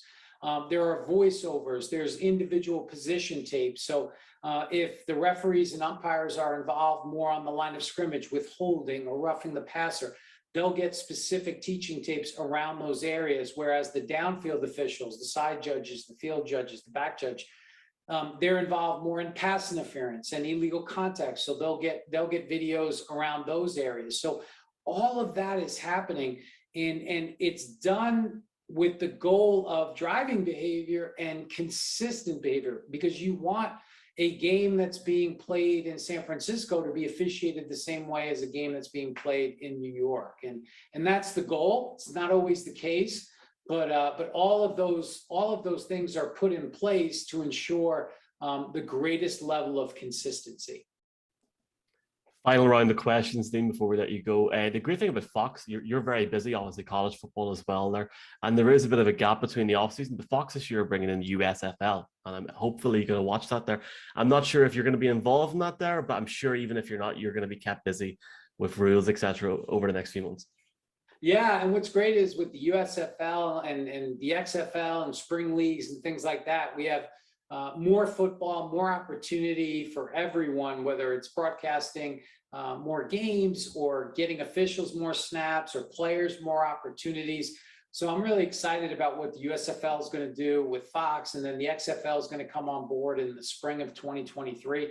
And it's just like great for us as football fans, American football fans, to have more opportunities to watch our favorite game. And so I'm really excited about the spring football.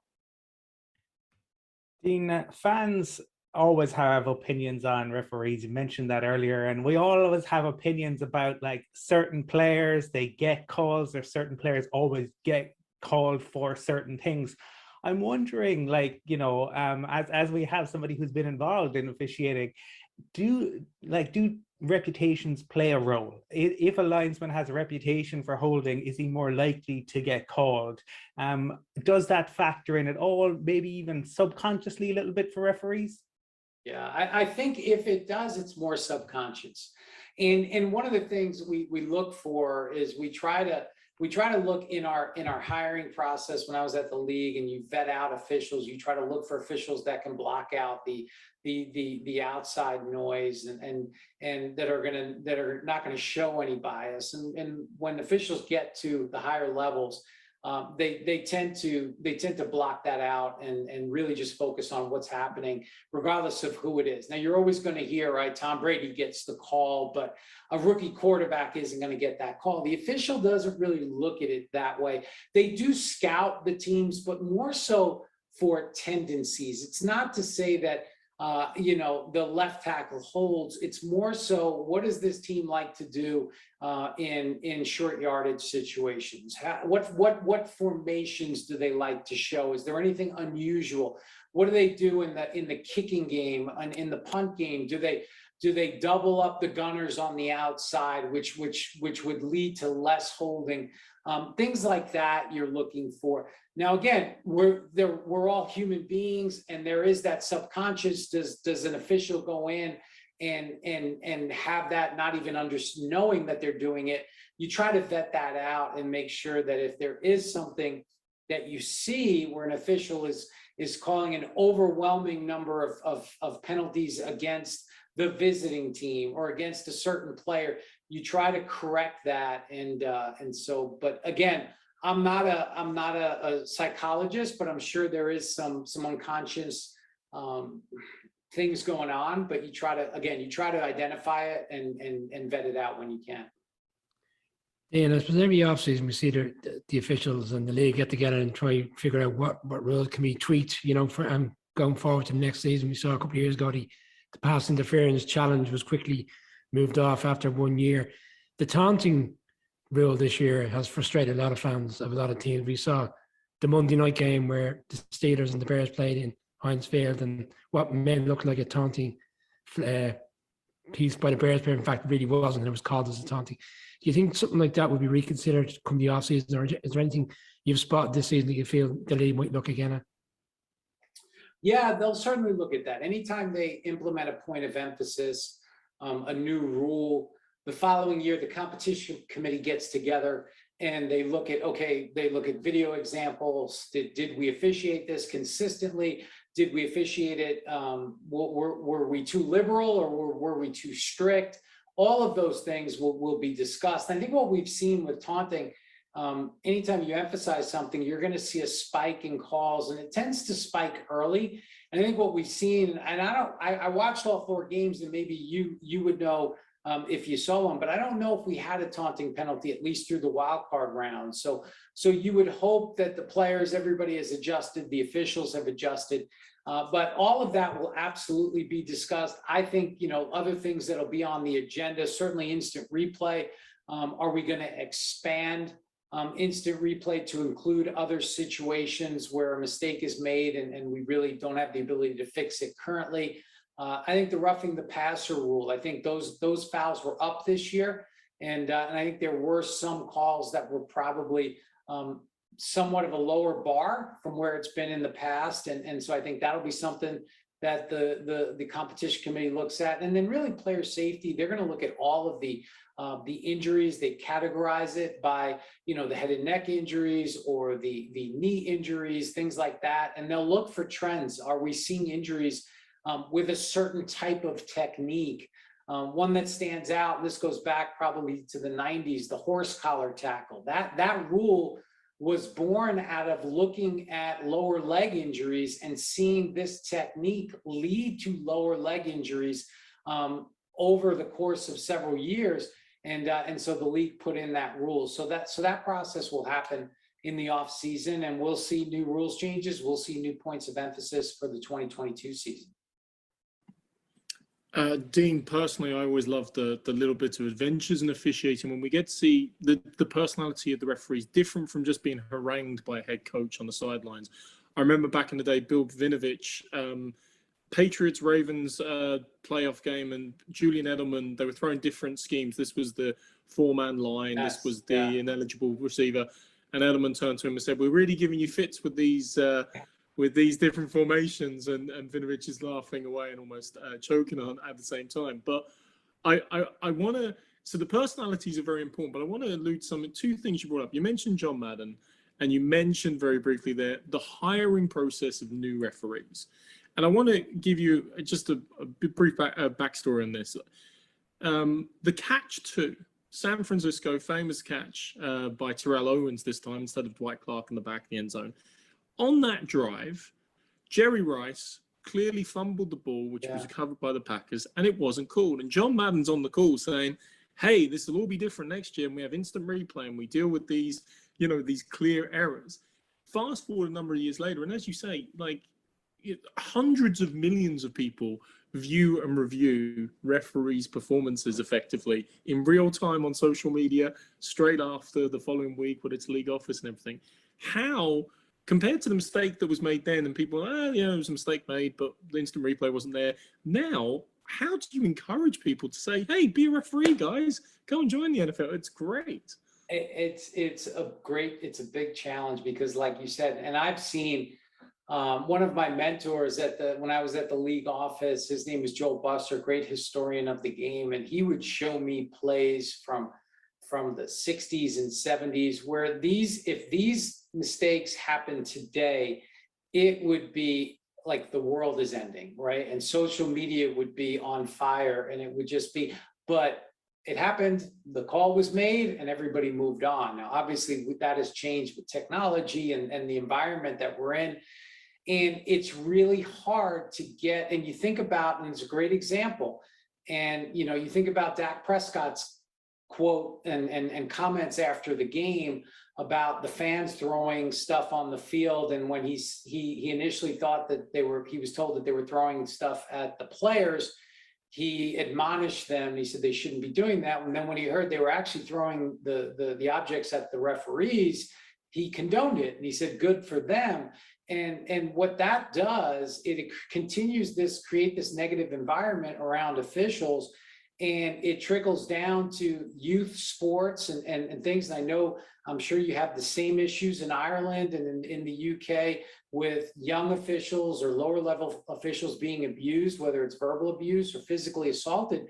And we have a real hard time getting people interested in being officials. And there are games that have been canceled, and youth sports leagues that can't find officials. And it's a real problem. And I think we have, at the highest level, an obligation to present an environment of mutual respect and admiration for officials, because we're always going to have officials at the highest levels, but at the lower levels, we're just not seeing that. And I think it's a result of the negative environment.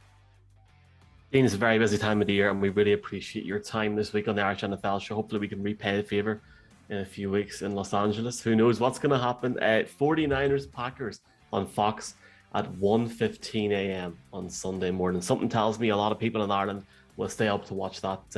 Thanks so much for coming on, Dean. Thanks for having me. And I don't envy you watching games at 1:15 a.m.